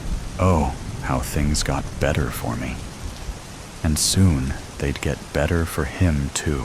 In fact, this young gentleman typing this all out is my latest customer. You see, I'm not the best with computers, so we cut a deal. He could keep one of his legs if he helped me spread my word far and wide. So here we are. If only you could see him hobble, a little tear in his eye. There won't be any tears once he moves into his wheelchair, with my help, of course. I'm not a monster, after all. So folks, if you're interested in changing your life for the better, taking a stand against pain by sitting down permanently, then I'm your man. For Donald Basemore Cooper, call 555-NO-LEGS for me. You want to be free? Call your pal DB and make sure you hold on to those legs once they're off you. Because I've got a great home recipe to share with you in the kitchen. The gingerbread cookies. The gingerbread cookies. Let's go downstairs and bake some cookies like Mother used to make. The warm smell sits right at home in your nostrils, invading them like wild axe murderers, hacking and slashing their way through endless miles of human bodies that stand in the way of their inhumane, carnal desires. Shh, but that's too dark. It's Christmas, after all. So let's go downstairs and bake some cookies, like Mother used to make. One step, then two. Ooh, isn't this great? You've never baked gingerbread cookies before? Oh no, because you always thought that you would never be able to make them oh so good, like Mother used to. What did she say she made them with? Some kind of special ingredient. What was it? Was it sugar and spice and everything nice? Was it love? That special ingredient that every mother cooks with because you are their extra special little kid? Oh my, this is exciting. Your heart hammers against your rib cage as you set the oven to... Oh, you don't know what to set the oven to. You've never made these before. Probably 300 will be good. You bend down, spin the dial. But what's that? What the heck? There's already a baking tray in there. You take it out, confused. On it, there's a set of perfectly cut gingerbread men, They wear little black tuxedos with white buttons.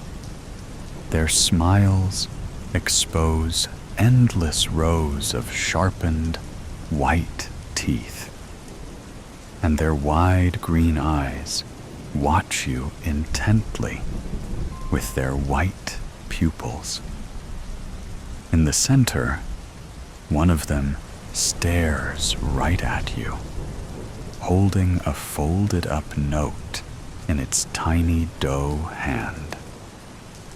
You snatch it from him, not caring about the little man's feelings.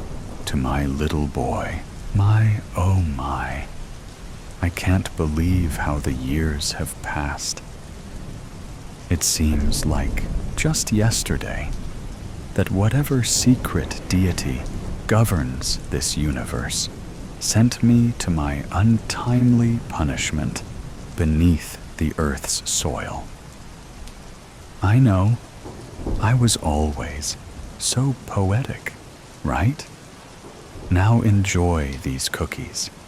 I hope they taste just like how Mommy used to make. Love, Mother. Ding. Apparently, 10 minutes pass while you read that short letter. But to be fair, you don't read it once. Do you now?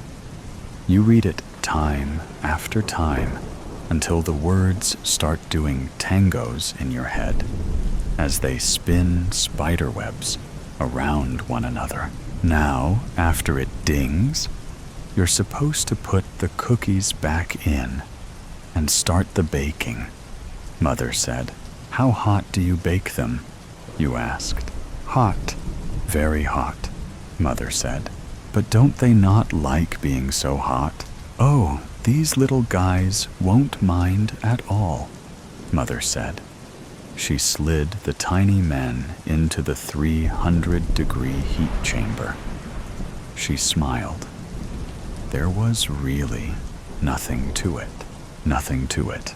Well, there's nothing to it, you think, as you slide the baking tray in, and as the minutes tick by, their faces change. No more are the artificial smiles plastered on by a woman who would ruthlessly murder them. Now are the faces of men who know their deaths are coming. Smiles that slowly flatten in the corners as 3 minutes turn to 4, 5 minutes to 6, until the red frosting of their mouths fall clean off, and they can't shout for help. Just as you couldn't call the ambulance when you're there, Mother started clutching her heart and breathing heavily, minutes after she slid the baking tray filled with small people into the oven for the final time, yelling for you to get the phone, to get up, to do something, and not just sit there as the people cooked in their torture chamber. And then they come alive. One of them pokes its head up, its blank eyes staring into your heart. It's lifeless, dull, unknowing of the infernal fire around it, like you on that fateful night, not knowing that Mother will soon be gone for good. It looks at you, and then it stands on its 2 stubby legs, stumbling as it gets up. It walks to the edge of the baking tray, carefully navigating around its still dead, unconscious friends as they lie down, their backs against the aluminum's sun-hot surface.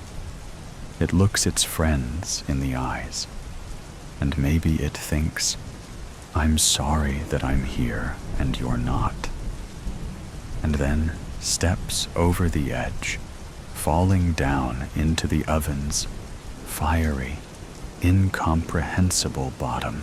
Clunk. Mother? You asked, your body shaking all over. Why was she on the ground? Why were her eyes closed? She may have been asleep, for all you knew. Maybe she was. Maybe. And then they all stand up. They look like an army, all dressed in their uniform suits.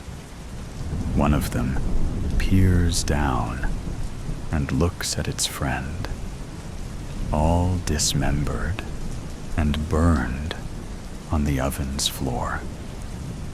It looks more like charcoal than a body.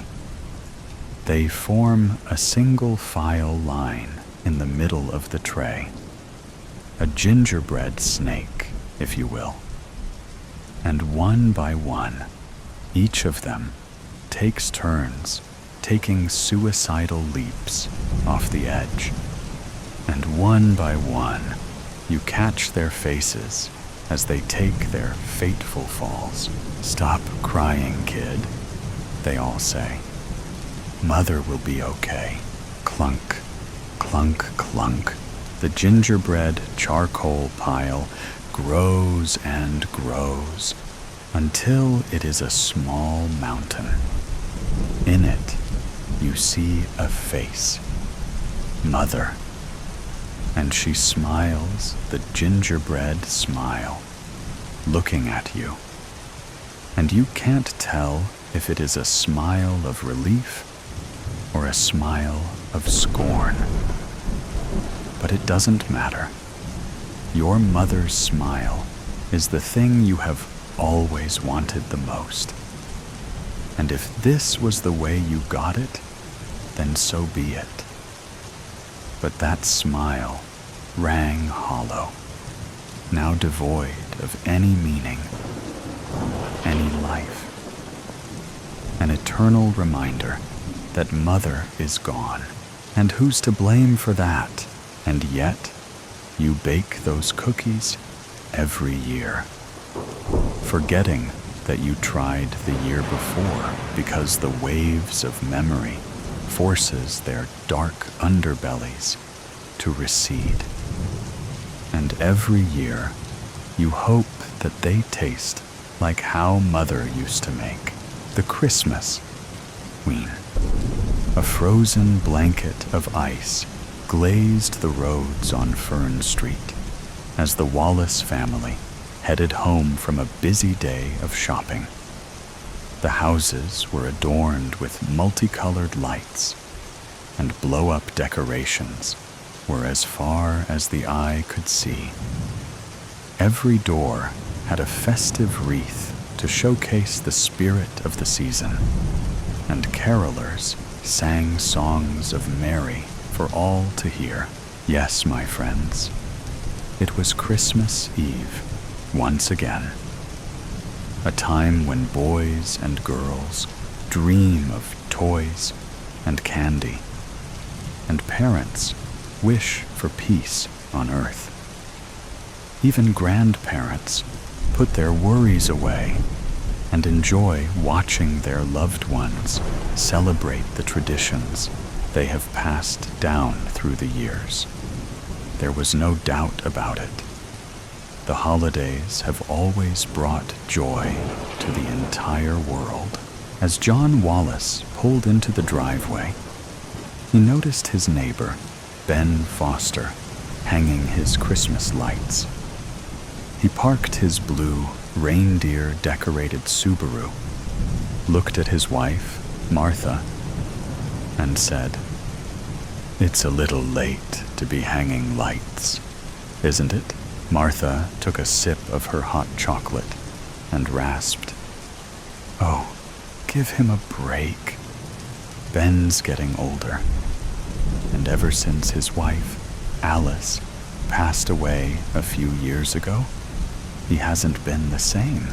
John lifted his brow and shrugged. "Yeah, but all things considered, don't you think it's a little counterproductive?" He looked at Ben and continued, I mean, after Christmas, all this stuff has to come down. So what's the point? He likes to be included, Martha said. Alice used to decorate that house every year, so I suppose he wants to honor her memory. Humph, John huffed. He looked in the back seat to see his 12-year-old daughter, Sarah, glued to her phone. Hey, kiddo, we're home. You want to go over and help Ben put up his lights? Sarah removed her earbuds and snapped. What? Do you wanna? I heard what you said, Dad. Sarah's words cut deeply. Why should I do that? Martha put her hot beverage in the cup holder and spoke firmly. Sarah, we don't need that attitude right now. It's Christmas, so why don't you lend some good cheer and help our neighbor? We have to put these groceries away anyway. You can watch your TikTok videos later. Sarah ruffled her face, pinched her lips together, and fired, Fine. John widened his eyes as Sarah exploded from the car. Be good, he said. It's the holidays. The cool air was comforting because Sarah's insides were boiling. She unzipped her pink jacket and removed her black toboggan snow hat. She reached up, parted her brown hair behind her ears, and marched across the snow. Her unicorn boots sparkled in the moonlight, which matched her black leggings. Martha and John gathered their bounty and smiled as their little girl approached Ben. They were glad to see Sarah heed their words because they had some presents to hide, and the distraction was a welcomed surprise. I'm glad to see her do something besides messing with her phone, John said. She's been so distant lately. Yeah, replied Martha.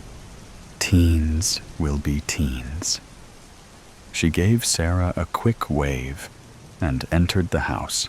Hi, Mr. Foster, Sarah greeted with a quick flutter. Ben was straggling the ladder near his front porch and snapped in another staple to a strand of lights. He nearly fell off when he heard Sarah's voice. When he regained his footing, he looked down and uttered, Oh, you startled me, little one.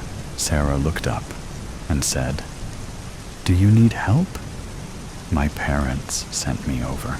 He cleared his throat, pointed to a box on his porch, and muttered, Well, darling, you could hand me those other lights in that box. It sure would help these old legs of mine. All right, moaned Sarah.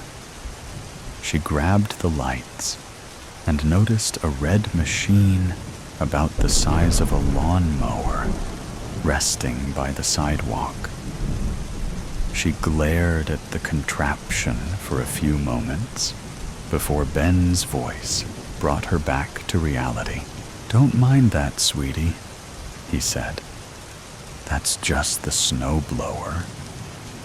He lowered his hand and grinned. How about those lights? Sarah ran over to the ladder and reached as high as she could until Ben grasped the lights. She watched as he stapled one strand at a time with his shaky hands. This is going to take all night. The access line with the plug dangled beside Sarah like a slithering snake, and she pulled out her phone and began recording. What are you doing? Ben asked. Sarah sighed. I'm recording this moment so I can upload it to my TikTok channel later. She lowered her voice and mumbled, My friends will be so excited to see how boring my life is. What's tiki talk? Sarah wrinkled her eyebrows. Really? Don't worry about it. It's just a social media thing. Ha! Don't worry, said Ben. I know all about social media. I watch the news all the time. He continued stapling the lights and began humming jingle bells. The access wire kept creeping along and got tangled around Sarah's boots. She stumbled a bit, but didn't fall. Once again, her attention turned to the snowblower.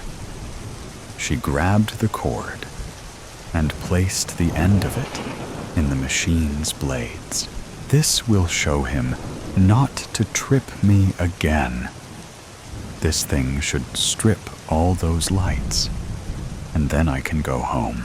She saw a lever on the control panel that said on and pulled it. With a soft hum, the blades engaged, and the loose wire was pulled into the machine. Sarah stepped back and positioned her phone to capture all the chaos. Ben whipped his head like a startled rodent and yelled, "Turn that off!" His words were cut short as the looped wire around his neck became taut and flung him off the ladder. His body hung in the air while the snowblower pulled against the stapled lights. He tried to break free, but his old hands didn't have the strength. He gasped for air, but none would fill his lungs. Within seconds, all the life in Ben's writhing body ceased, and his eyes grew cold. "Oh, shit," Sarah gasped, turning off the snowblower. "That was awesome!" Later that night, Sarah awoke to flashing red and blue lights shining on her ceiling. And they were not Christmas lights. The police were on the scene, and Sarah watched through her bedroom window as the paramedics took Ben away in a black body bag. Sarah, 1,000 snakes slithered down Sarah's spine when she heard her mother's cry. She ran down the stairs as fast as her little legs would carry her and found her mom and dad sitting at the kitchen table. "Honey," John said with a long, drawn-out tone, "you were with Ben this evening. Did you notice anything strange?" Sarah clasped her hands behind her back and mumbled, "No. Are you sure, sweetheart?" Martha asked with tear-filled eyes. "Well," Sarah started, and then paused to scrunch her lips. "I may have done something naughty." She walked closer to the table and leaned against the marbled countertop. John stood up, placed his hand on Sarah's shoulder, and asked, "What did you do?" Sarah fumbled for the right words, but couldn't find them, so she turned her back. "It's all right," John said, looking at Martha. "If you had something to do with what happened tonight, we have to tell the police." "He's right, dear," Martha said. Sarah wrinkled her forehead, clenched her jaw, grabbed a sharp blade from the knife block that was right in front of her, turned, and slashed her father's throat. A thick stream of blood painted Sarah's pink unicorn pajamas, and her mother screamed. John grabbed his severed neck, fell to the floor, and choked on his own blood. "No!" Martha screamed. "What did you do?" Martha ran to John and held him in her arms as he breathed his last breath. When she looked at Sarah through bloodshot eyes, the last thing she saw was the glimmering blade as it penetrated her skull. The blade bit strong and true, and as it pierced Martha's brain, visions of her life flashed by like lightning strikes. And then darkness took her. Sarah gripped the knife and yanked it out of her mother's head. A weary smile crept upon her face as she turned to her phone that she had placed on the countertop earlier. TikTok is gonna love this. Suddenly, Sarah heard footsteps coming from the living room. She grew silent and heard the faint sound of bells jingling in the distance. Out of curiosity, Sarah tiptoed out of the kitchen and peeked around the wall to see a white-bearded man wearing a red suit with black boots putting presents underneath the tree. "Santa?" gasped Sarah. The jolly man turned and bellowed, "Ho, ho, ho!" Sarah ran towards him with the knife held high, and his tone quickly changed. "Ho, ho, ho, oh, no." He grabbed her arm and took the knife away. "Put that away. It's Christmas." "No, you big fat bully," Sarah yelled. "Let me go." Santa looked at Sarah's blood-soaked pajamas and said, "Something tells me you've been a naughty girl this year. I knew I should have checked that list twice. I guess I'm getting a little lazy. I should have listened to Mrs. Claus. She's always right. What did you do, little girl?" "I'm not telling you," Sarah snapped. He held Sarah's arm and walked into the kitchen, where he discovered the cold bodies of her parents. "Oh, no. You have been a bad girl. What should I do with you?" Well, this is Christmas, and I think you should come with me until I fly to the police station. You must answer for this crime." "No!" Sarah yelled.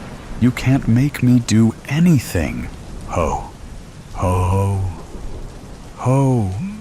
I'm Santa Claus, and I will do what's best for you. He grabbed Sarah's arm a little tighter, placed a finger on his nose, and they disappeared up the chimney in a puff of magic smoke. They appeared in Santa's sleigh on the roof, and with a quick dash, they were off flying with his 9 reindeer: Dasher, Dancer, Prancer, Vixen, Comet, Cupid, Donner, Blitzen, and Rudolph. Sarah pulled out her phone and pressed the record button. "No one is going to believe this." They flew around for a few minutes before landing on the next roof, and Santa quickly delivered his gifts. When he emerged from the chimney, Sarah folded her arms and scoffed. "I thought you were taking me to jail." "Ho, ho, ho," puffed Santa. "I plan on doing just that after I make a few more deliveries." He laughed, and Sarah couldn't believe that his belly did indeed shake like a bowl full of jelly. It is Christmas, after all, and time is of the essence. He grabbed the reins and said, "Now, hold tight.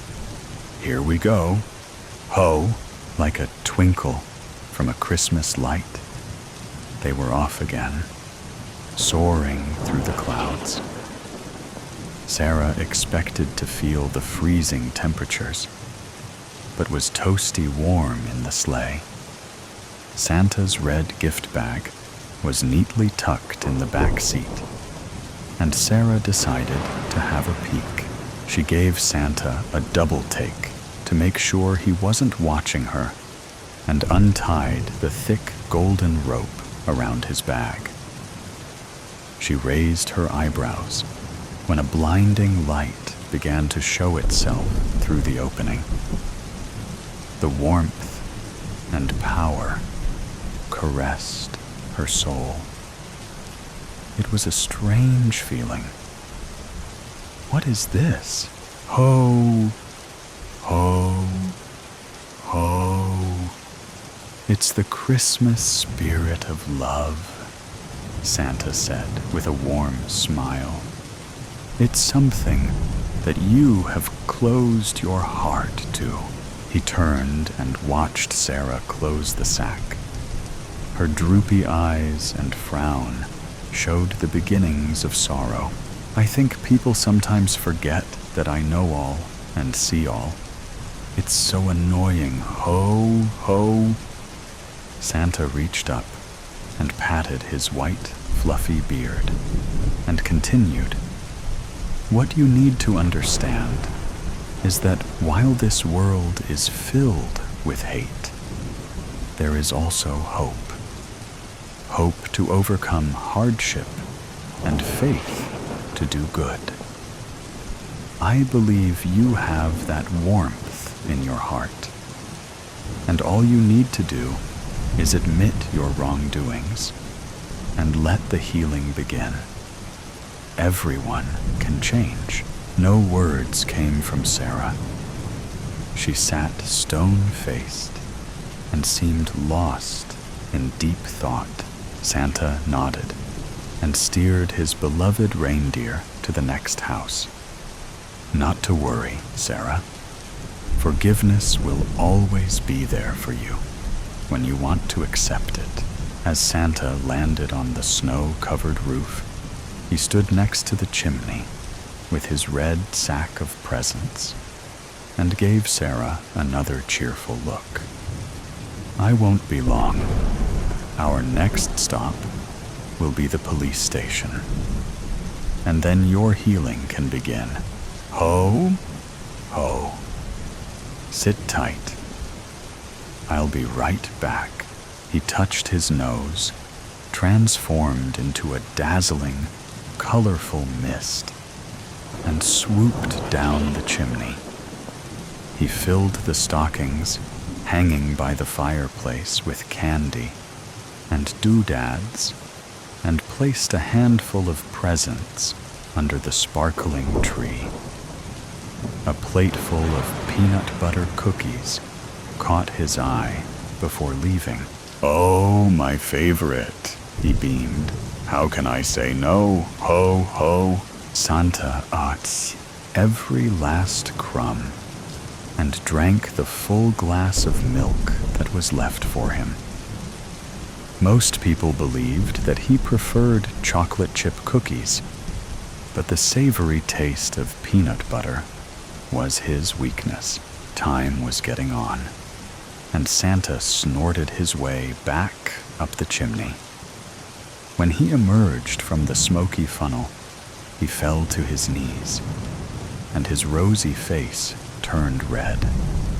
The snow-covered roof was painted blood red, and the reindeer were gathered in a circle, snooting and grunting. As the reindeer parted, Santa saw Sarah sitting on Rudolph's mutilated carcass, eating his red nose. A slight trickle of bright red ichor flowed down her chin. It does taste like a cherry. Santa rose with a clatter and yanked Sarah off of Rudolph. "What have you done?" His face shook like a bowl full of molded pudding. "I thought you could change.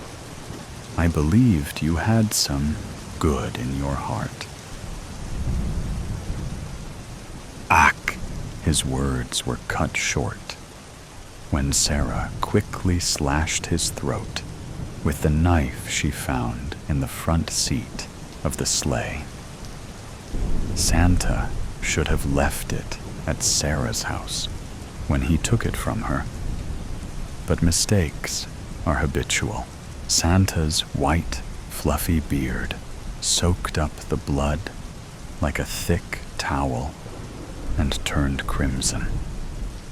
His jolly-filled eyes twinkled and rolled back into his head, where visions of Christmas pasts grew dark. His jingle bell knees quivered and gave out, and he collapsed in front of Sarah like a deflated blow-up decoration. Sarah's eyes danced in the bloodshed twilight, and she laughed with a bubbly voice. "Ha, ha, ha, ho. Merry Christmas, you fat bastard. You thought you knew what I needed? Well, screw you." She grabbed her recording phone that was positioned on the sleigh, held it up, and said, "To all my TikTok followers and the non-believers, the spirit of Christmas can be killed. That's how you do it, my friends." Sarah stopped recording and noticed the goosebumps forming on her slender arms. Jack Frost was wickedly biting into her bones as the warmth of the Christmas magic faded. Her pink, blood-covered unicorn pajamas were no match for the freezing temperatures, so she ran over to Santa's rotting corpse, removed his heavy red coat, and put it on. The coat was too big for her small frame, but in an instant, Sarah's insides stopped quivering, and a circle of warm, magic dust swirled around her. All at once, the jacket adjusted itself to fit her body perfectly, and Sarah felt a power that only dreams could bring. She heard children's voices and saw their dreams as they slept. Sarah automatically knew who was good and who was bad. There was an overwhelming sense of joy, and she swatted it down with a gust of hatred. Well, who would have thought? Sarah watched as the reindeer instantly took their place by the sleigh, and Prancer gave her a look that would kill most people. "What?" she asked, shrugging her shoulders. "I've always been the love of my own life, and it's only fitting that I become the Queen of Christmas." Sarah knew exactly what to do. Christmas must go on. There was no question about that. But what form would it take? She pulled out her phone again, hit the live stream button on TikTok, and laughed as the number of viewers crossed the billions. With the device held high to capture the perfect angle, Sarah smiled a devilish grin and rejoiced. It's time to spread some Christmas fear, cabin fever. Then the storm broke and was replaced the next morning with a frozen 1880s blue sky. The kind when after the clouds clear, the world shuts down with a blinding but heartless sun, no wind, and dead quiet. Jason and Bill huddled around the cabin's only wood burner. Above them, the pine timbers groaned and complained with the weight of the storm's snow, over 20 feet on the roof. But what dropped their stomach into a mine shaft was the sharp crack about every 10 minutes, a sound like a double barrel going off in the rafters. The cold clenched down on the roof beams. The cabin held in a merciless, ice-cold fist. It was not unknown for a collapsed cabin to be found in the spring, the dead still frozen under the rubble, a beast with a blood-froze beard. Bill mumbled out loud to himself, feeding logs to the wood burner. He'd almost lost Jason the night before. The storm outside had been ghost white and howling a blow. He had worried Jason would lose the rope he'd strung to the outhouse, 60 feet from the cabin. He knew from experience men lose their way, only to be found in the spring thaw. So when Jason had slammed the pine door and come back in, shaking and terrified, saying he barely made it back, and talking about his lungs seared out from the cold, he had sighed in relief. But when he'd calmed down later, Jason said, "There's something out there, Bill. I could feel it looking at me. I swear I saw eyes in the dark, red eyes, and a growl." Provisions were low, so for supper, the only meal that day, Bill dished out steaming black beans, only a sourdough biscuit on the side. Bill, chicken. Bill, they called him, liked to talk when he was serving food, and fancied himself a philosopher, a cowboy philosopher, although his ranching days were well over. He was 50, which is old in the mountains, but a lot about Bill was still adventurous with his red kerchief, leather chaps he wore like skin, and his Stetson, which he rarely took off. As he dished out the food, he declared, "The Shoshone have 100 words for snow, Jason. Snow that grows out of the ground. A hoary frost sparkling with tiny ice fingers, reaching for the sun. Snow that forms a crust when the top melts some and then freezes back up, which might break your leg in a post hole. And snow that lives in the worst cold and wraps itself in the body of a wolf and steals your soul. Like now. Bill, it's 60 below, and I don't feel much like talking about the cold." "I understand, son," Bill said, and took Jason's empty tin plate away.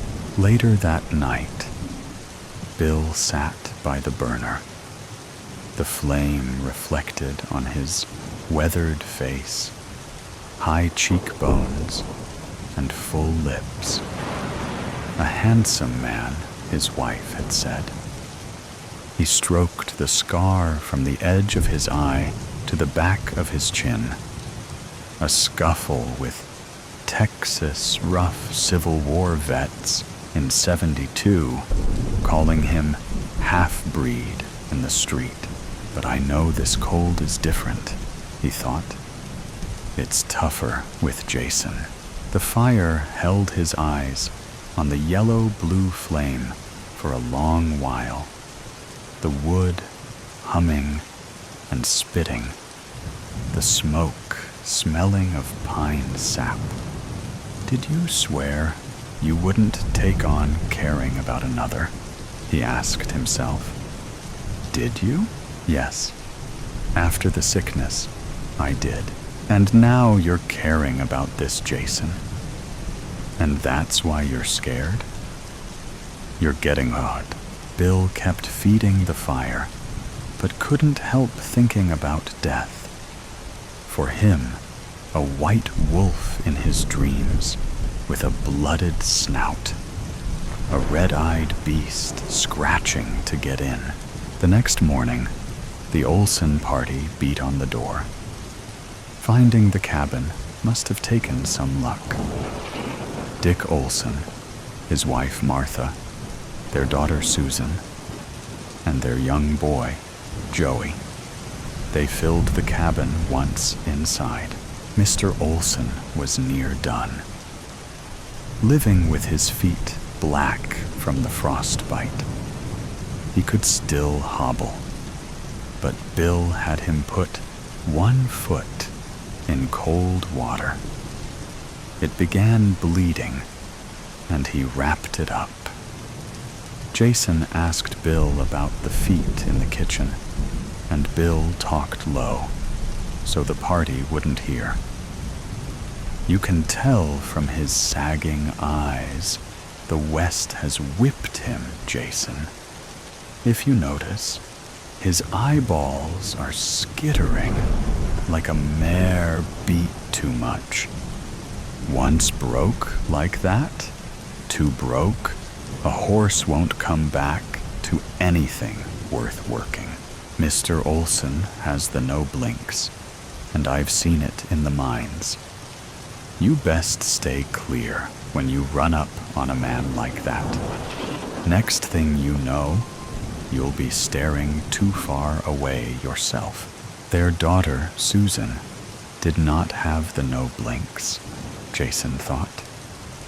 Just with a sneak peek, he could see she was the most beautiful creature he'd ever put eyes on. Once she unwrapped from the weather, her long hair alone shone like some kind of goddess, he guessed. The blonde let loose, soft and shimmering. She made him think of a gazelle he saw once up in the high country. It stood with its white belly and golden hide, then ran off as light as air. The god's creature moved like grace itself, but Susan, just sitting there, was better. No, sir. You cannot chance more than a sneak peek when you run into a sight like that. He kept his eyes on the burner and was glad when the Olsen party carved out a private area off to the side, blankets making a wall of sorts. Bill made some supper for all 6, including himself. The last of the salt ham, hardtack, and black beans. Everyone silent around the pine table. Bill didn't talk much around strangers at first. Some said likely due to him being a half Bannock Indian. But once the diners settled in, the boy Joey couldn't get enough and threw questions at Bill like a scattergun. How long you been up here? Why do they call you Chicken Bill? And where'd you get that scar on your cheek? Bill gave short answers, but his eyes smiled, talking to the boy. He explained the Galena cabin was the way station for the Stanley to Ketchum route, an overnight midpoint on the 60-mile run. Jason was a postal officer and would ski the 60 miles on 8-foot board skis, the trail too narrow for a wagon and too steep for a horse. Jason listened in, but also knew Bill had lost both his wife and son to cholera and sparked up around children. The boy asked, "Why don't you wear a gun?" Bill said. "I'm done with guns, young man. Guns mostly don't ever work out like you expect." Joey's eyes grew into silver dollars. "Did you ever kill anybody?" The table went quiet, and Bill said, "Excuse me. Jason and I have to clean up. Come on, Jason." As he rose, his eyes were glistening, and Jason remembered Bill didn't like to talk about guns and killing. Bill and Jason were in the kitchen when Mr. Olson came limping in. He was dodging around like he had something to say, but couldn't. Finally, he said, "Joe's mother feels... Well, don't talk to our son, she says." Bill said, "Sure, no problem." He took a deep breath and let it out. "You'll always be an outsider, looked at as an outcast by your own people, a savage Indian by the other." Jason felt bad for Bill, but the truth was, he thought there was nothing he could do about it anyway. The next day, the Dawson brothers pounded on the door. After coming in, they spread out like it was natural to position themselves for a gunfight. The one in the middle was Cliff, the oldest brother. He scanned the room, his eyes not missing a thing, running over Jason and Bill like bacon, greasy fingers, assessing if they were a threat. He then stopped on Mrs. Olson. "You get lost out of Pocatello? Standing me up in Ketchum seem right to you?" Slumped down at the table like a man giving up, Mr. Olson stared at his foot wrapped in the bloody rag. He glanced at his wife, but she saddled up to Cliff, put her face close to his, and with a sweet voice Jason hadn't heard before, brushed her lips up against his right ear. "I'd come back for you, Cliff. You know that." Cliff shoved her off rough and put his head back and laughed. A mean sound, more coyote bark than laugh. He said, "I guess I know when I been had, you viper." He nodded to Mr. Olson at the table. "Sorry, Dick. You can have her back now." Mrs. Olson shot a look at her husband. He was slumped at the table, his hands shaking while covering his face, his elbows on the yellow pine planks.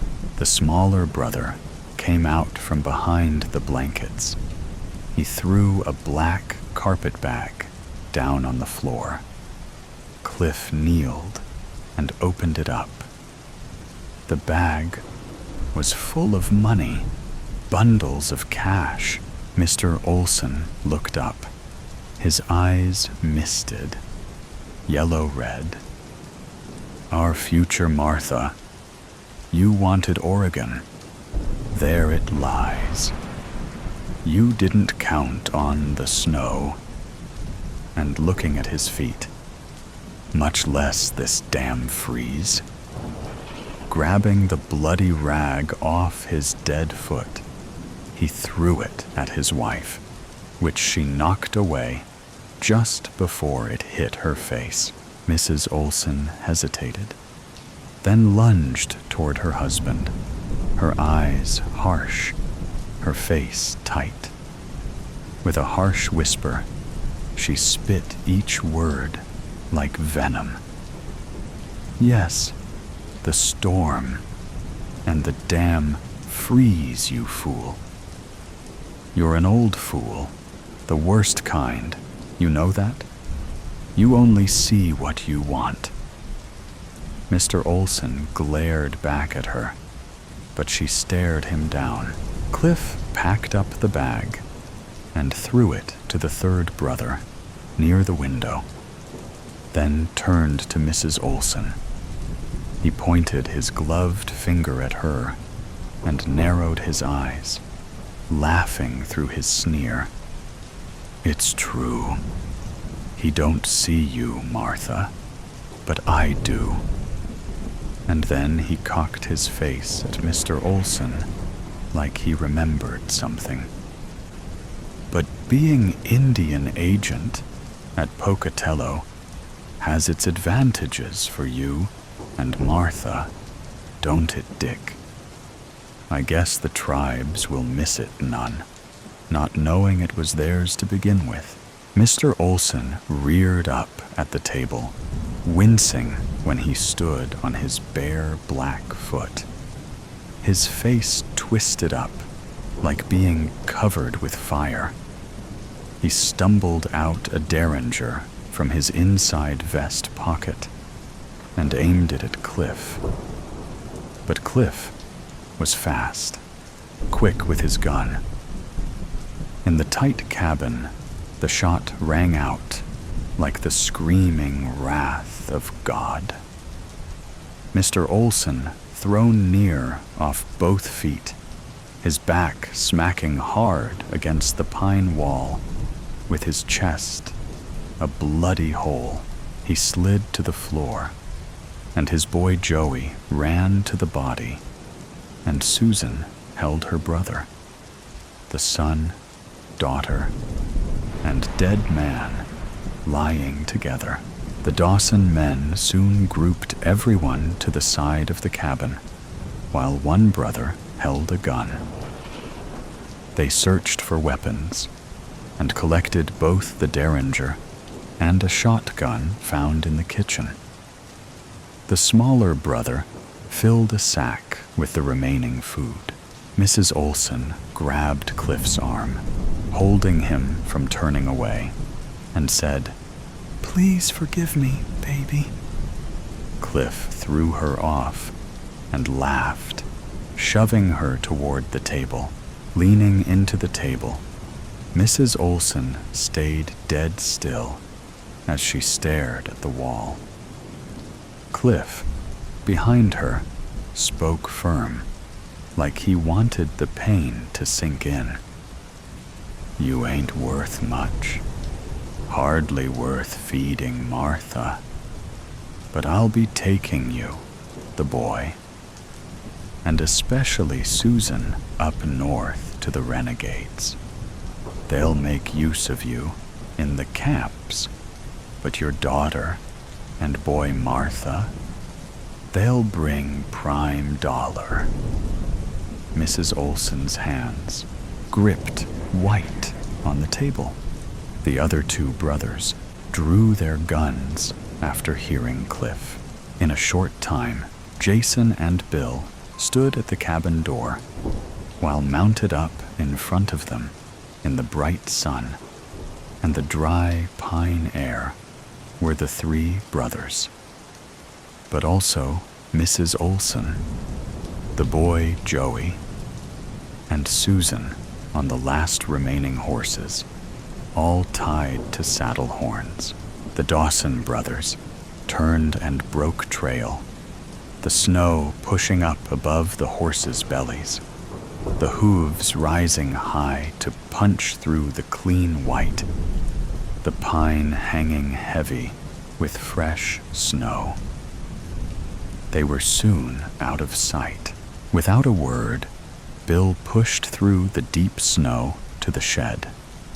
He dragged the door open, hitting it with his shoulder, finally making his way in.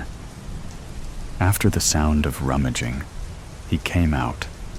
Strapped on his side was a Colt .45 rig, low on his hip, outlaw style. He said, "I got the weapon, but not the means. We need a horse, Jason."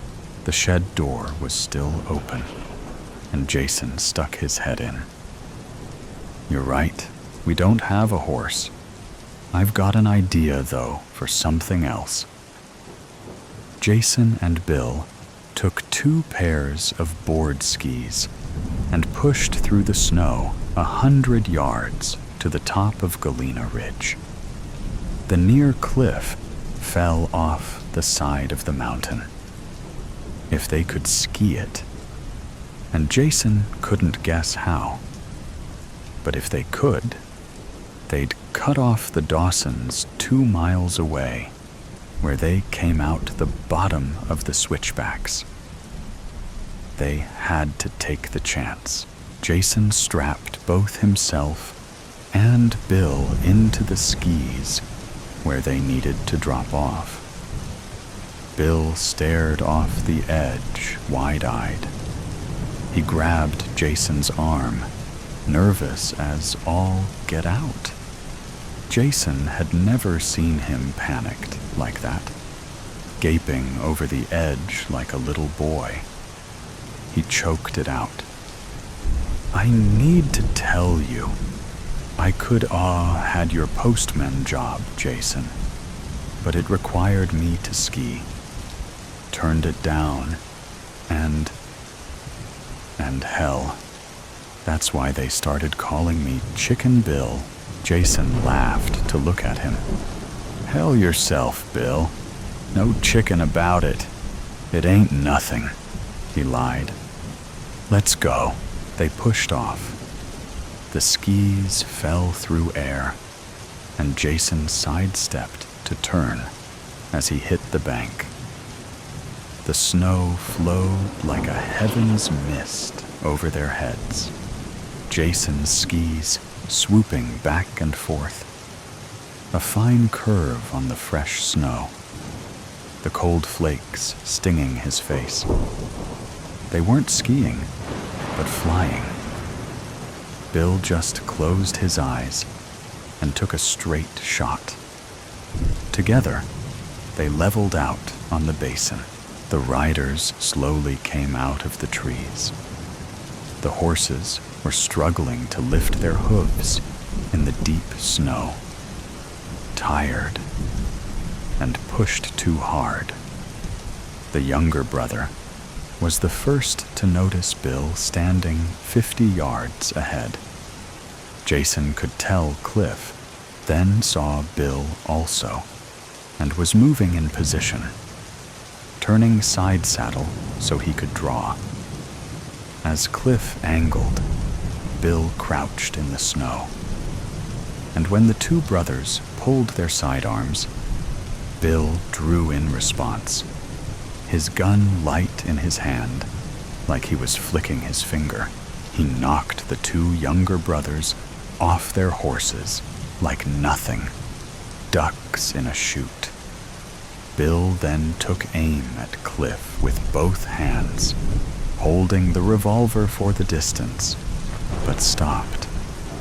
Mrs. Olson's horse crossed the path. The more Bill moved to get an aim, the more Mrs. Olson got in the way. "Shoot, damn it. Just shoot." Bill blew air, exasperated. He raised his gun straight up and fired into the sky. This was the break Cliff was looking for. He leaned out, drew on Bill, and took him down with a blast of 3 shots. Cliff could shoot. Bill fell in front of Jason in the cold. As death approached, Bill didn't feel scared, but settled. A peace came over him. "But you're leaving Jason," he thought. "You need to tell him before you go." Leaning close, Jason said, "What, Bill? What is it?" He knew Bill was dying. "You can do it, Jason. You're a far better man than you think, son." Bill then closed his eyes.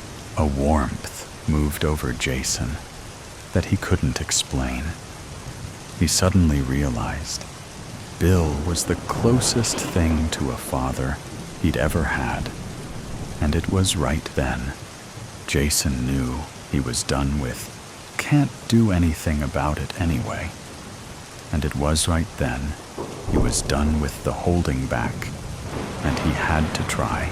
Feeling the heavy weight of the cold steel Colt in his hand, he stood up slowly and held the weapon down by his side. Cliff flanked him, staying side-saddled, with a broad grin on his face in the bright cold, moving to get the sun behind him. "Give it a try, boy," he said, and holstered his weapon. "When you're ready." And he angled his horse as he moved, his hand hovering on the gun handle. Jason lifted his arm, and Cliff's gun exploded in his hand. Jason never saw him draw.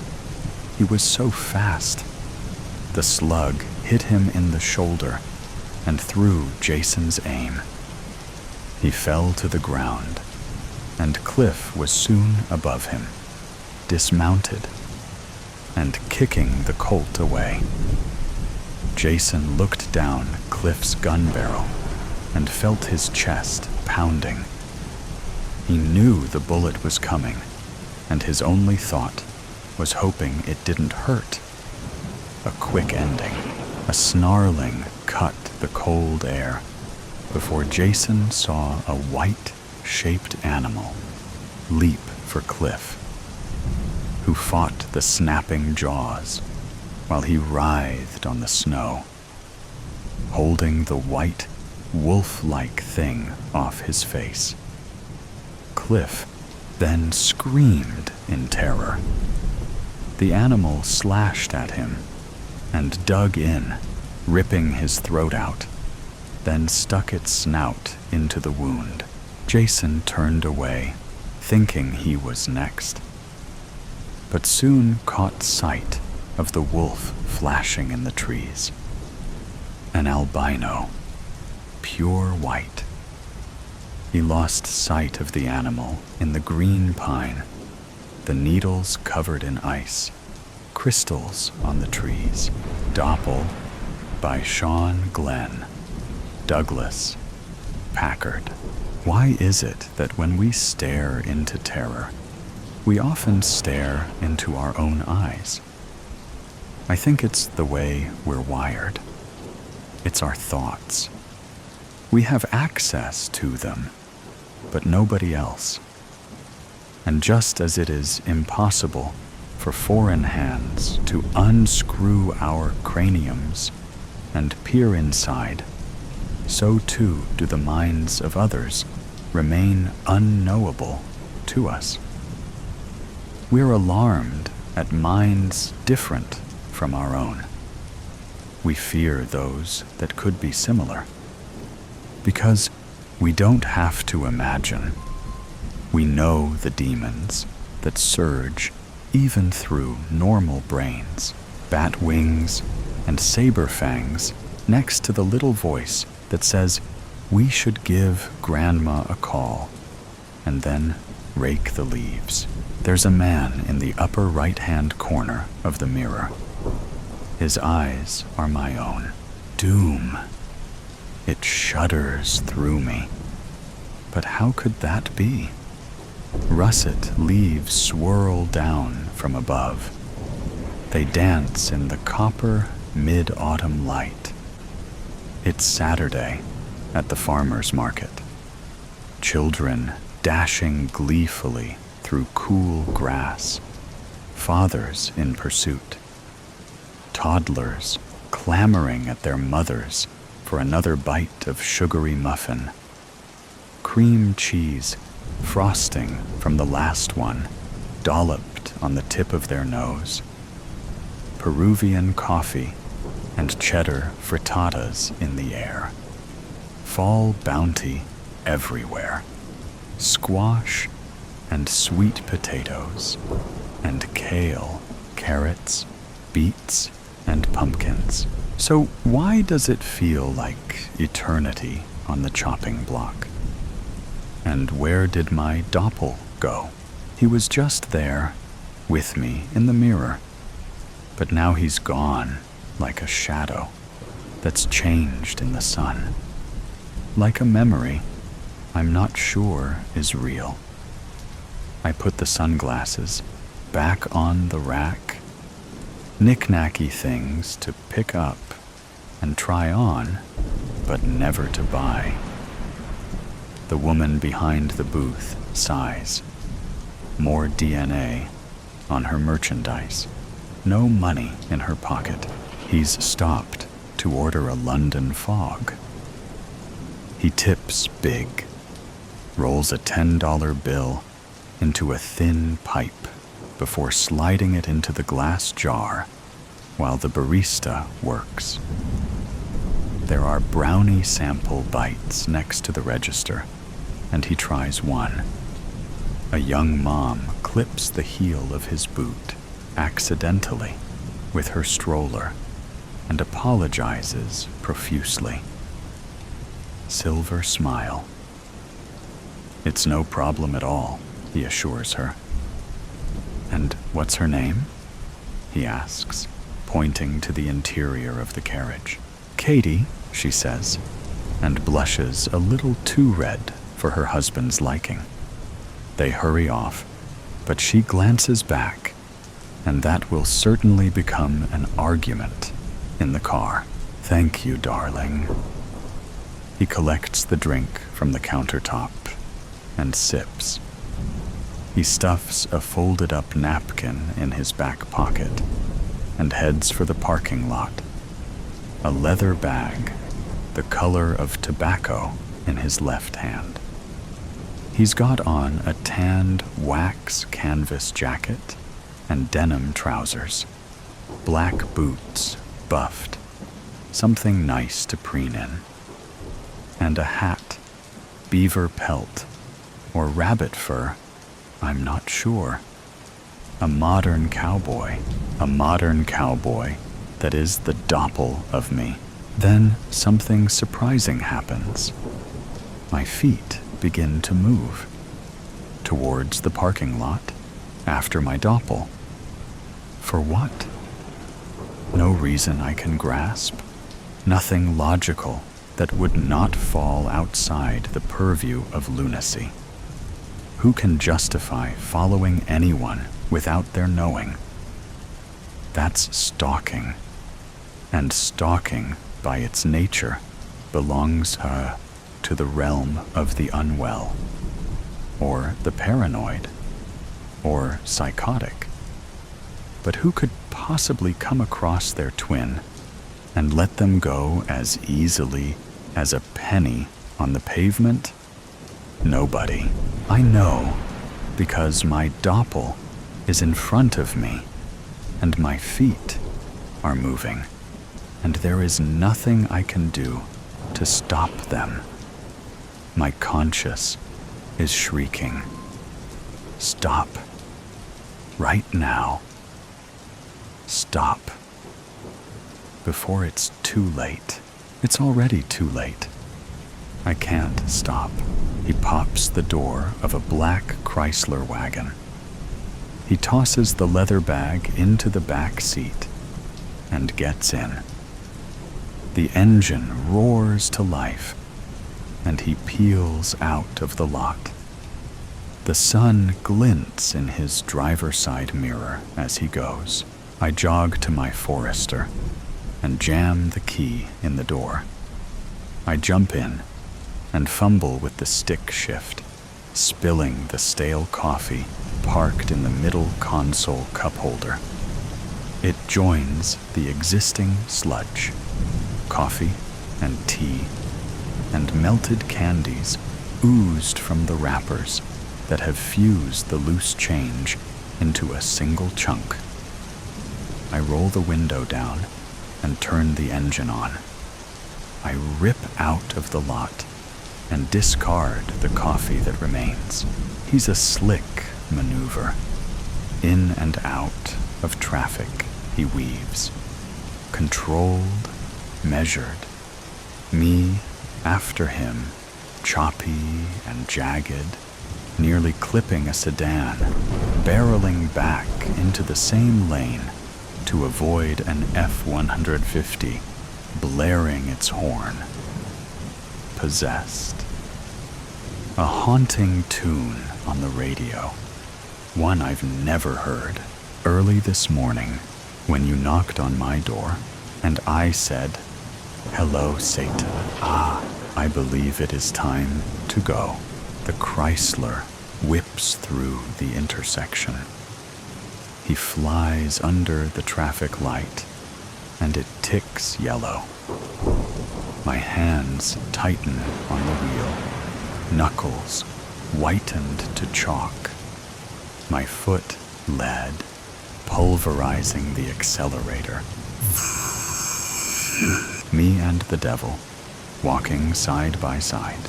Me and the devil, walking side by side. Who am I chasing? Him. Who is he? Me. Not me. He looks like me, but he is not me, and I am me, and I'm chasing him.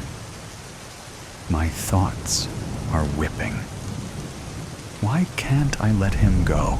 The sun has dipped below the hill. A chill creeps across the windshield. Darkness thickens. I give the man more distance in these residential blocks, so he remains unaware of me. His speed slows, and he crawls along a few more yards before halting entirely. The interior lights extinguish.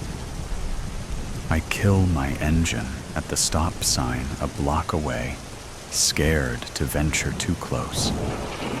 A few minutes pass.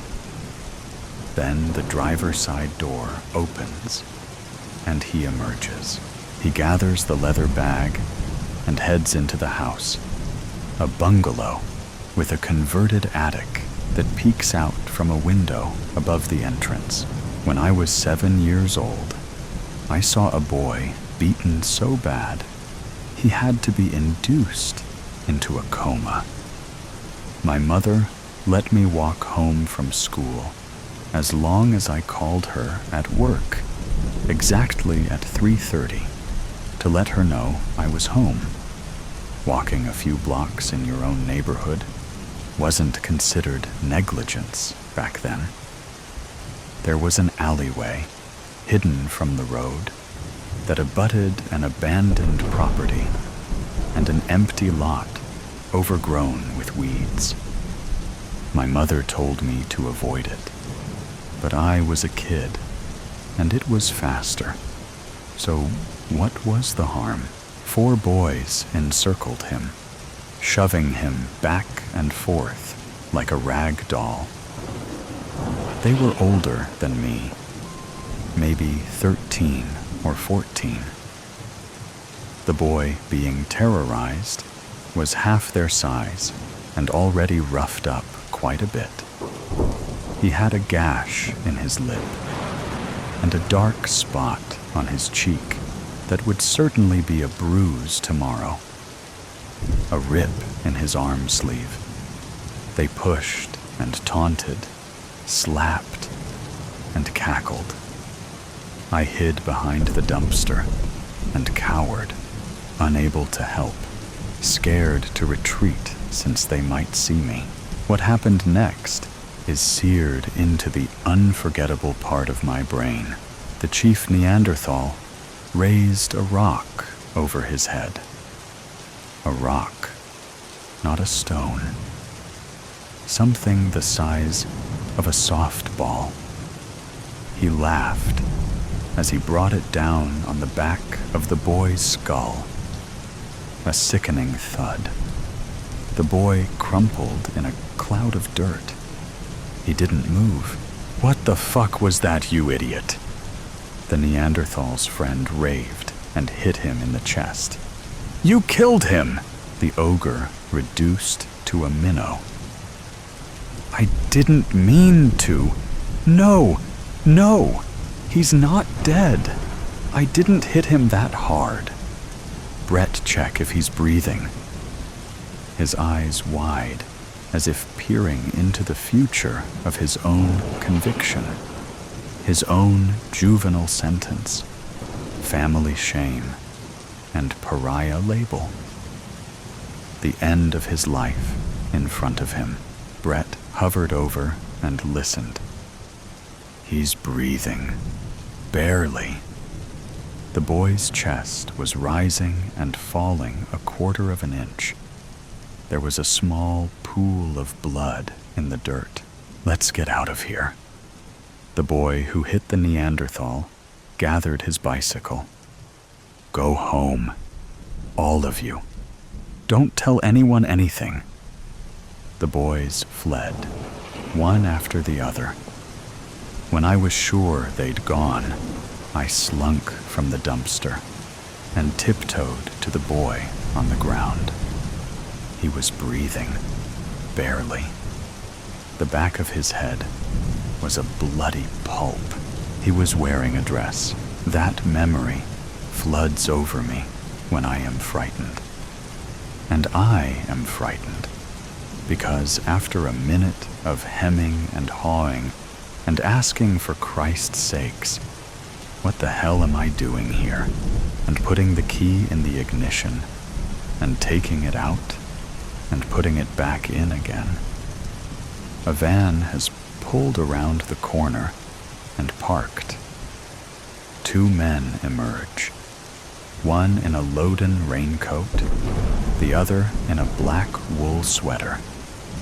They open the sliding door of the van and rifle through a black duffel bag. They close the bag up, slide the door shut, and head for the house. Before the man with the raincoat can conceal, I see it. I'm sure it's a pistol. 2 taps on the front door. They ring the doorbell. No answer. The man in the raincoat cracks it open. He slips his foot in and draws his weapon from his hip, slick so as to be concealed from the street. Then the 2 disappear. I am by myself, stunned. My brain is racing. What do I do? Who do I call? Should I just start laying on the horn? My nerves are boiling inside of me, my mind clouding over. Call the police? Tell them what? That I stalked a stranger I thought was my Doppel to a place I've never been, and there are 2 armed men after him in whose house I don't know? 5 minutes zoom by. I have to do something. I don't move. A gun barrel on my temple. Cold, freezing. My toes tingle beneath me. Weight and feeling gone away. 1 click, and I'm gone. I'm gonna get in. Shut the engine off. Slide over. Don't make a sound. I do as I'm told. I kill the engine and climb over the stick shift. He sits down and closes the door. My Doppel stares into my eyes. You with them? There's no saliva in my mouth. It's all evaporated. It comes out hoarse, quiet. I don't know who they are. I don't know who you are. His face stern. But you did follow me here. I nod. Yes. Why? My fingertips are itchy. The barrel is pointed at my heart because you look just like me. It sounds preposterous. Whatever I've stumbled upon, this is fate. A moth to a flame, and me to my Doppel. Caught up in something I don't know, don't understand, and couldn't have foreseen. Paying the price for a bill that is not my own. I can see myself crushed into the dirt. Now I'm wearing the dress, and they've scribbled epithets on my forehead and forearms, the usual offenders. And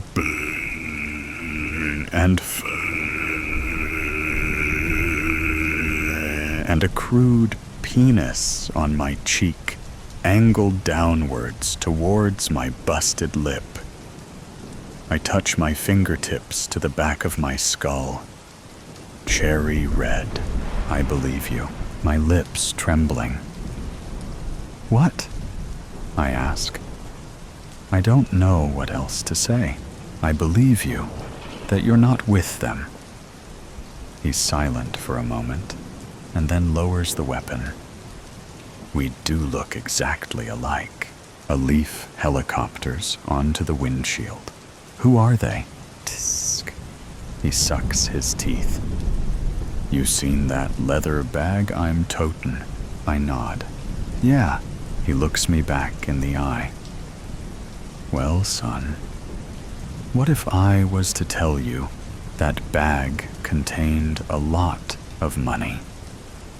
Would that start to fill the picture in a bit? A furrowed brow and fire in his gaze. I nod again.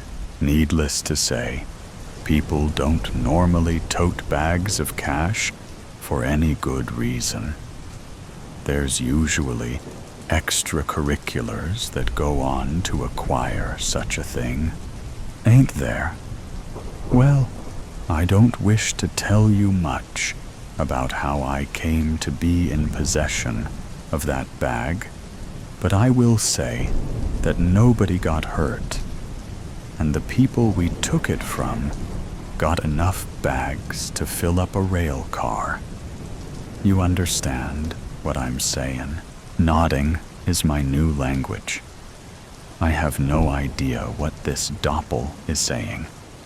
No idea why there is a cowboy version of myself explaining the morality of thievery. He grunts and lights a cigarette. Well, there is a mistruth in there. Someone did get hurt. Used to be 4 of us that did this work. But Maggie, she caught a bullet we just couldn't caulk. Gushed and gushed and gushed, and then, finally, her face just went white. Gone. Like that. He snaps his fingers like catching a bullet is a period at the end of the sentence. Maggie had herself a daughter, paralyzed from the waist down in an accident when she was a young'un. Needed a lot of care, that girl. That's why Maggie did what she did, and she was good at it.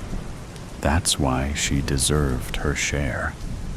That's why, now she's gone, her daughter deserves what her mama earned. The Doppel drags on the cigarette. The car is an ozone of tar. He rolls down the window and ashes the butt. My partners, they disagreed. He nods to the house. They're your partners? Were? Things didn't end well between us. As you can see, the lights in the house have been turned down. They're waiting. I need something from you, kid. This time, I don't nod. I need you to sneak through the back, peek in, and let me know where they are. There's a path through the neighbor's backyard that will conceal you. Leads all the way to the cellar doors, hidden by the brush. It's unlocked. They'd have no reason to be in the basement. They're waiting to ambush me upstairs. Slide in Text me where they are. Then get out of there. He rips the cigarette that is now a fleck in his fingers. I'll do the rest. No. Fuck no. No way. I say these things, and then I lunge for the door. Fuck the car. Escape. Run. Figure it out later. Get to safety. Flee from this Doppel. Now the boy that was attacked is in a new dress, but this dress is a hospital gown, and there's gauze over his face and head left over from surgery. The green line of the heart monitor blips meekly. I can't say no. This man has my face, and I trust him. He's magnetic. I nod. I reach for the handle, and the Doppel brushes my shoulder. Take this, just in case. It's a revolver with a walnut grip. My feet move me. Around the block, and then through the neighbor's yard. Hugging the fence line, and then dashing to the cellar doors. I duck in and pull the lever closed. Quiet. So quiet. Breaths now could be catastrophic. My heart pulses in my esophagus, palms with lakes pooling in them. I tiptoe to the stairs and then inch my way up, one by one. No creaks, no breaths. I edge the cellar door open, my eye in the narrow slit, hidden by the darkness. One at the kitchen table, the other in a living room chair, facing the entrance. There's something wrong. Both of their heads are jerked upwards, twisted grotesquely to the ceiling. If I'm wrong, then I'm a dead man. But I'm not wrong. They are the dead men. I push the door open, and there is no rush to kill me. No commotion at all. I'm too afraid to flip the lights. I sneak over and immediately collapse to my knees, dry heaving.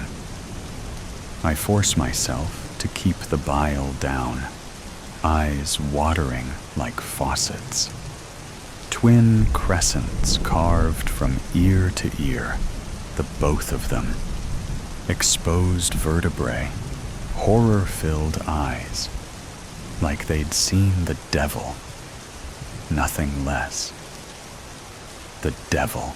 The front door explodes open, and officers pour in. There are red and blue flashing lights in my periphery. Melted candles of color, blurring my vision from the smoke bombs. Get on the fucking ground, now! Get down or you're dead! The boy that was attacked avoided brain death, but he lived with disability all his life. I never told my parents what I saw. I didn't tell anyone. I was too scared. On a lonely highway in the moonlight, the Doppel turns the radio knob. See? Don't see why. People dog me around. It must be that old evil spirit, so deep down in your ground. He turns the volume up, all the way up. Into the night, he shouts. I'm a dark mirror hound.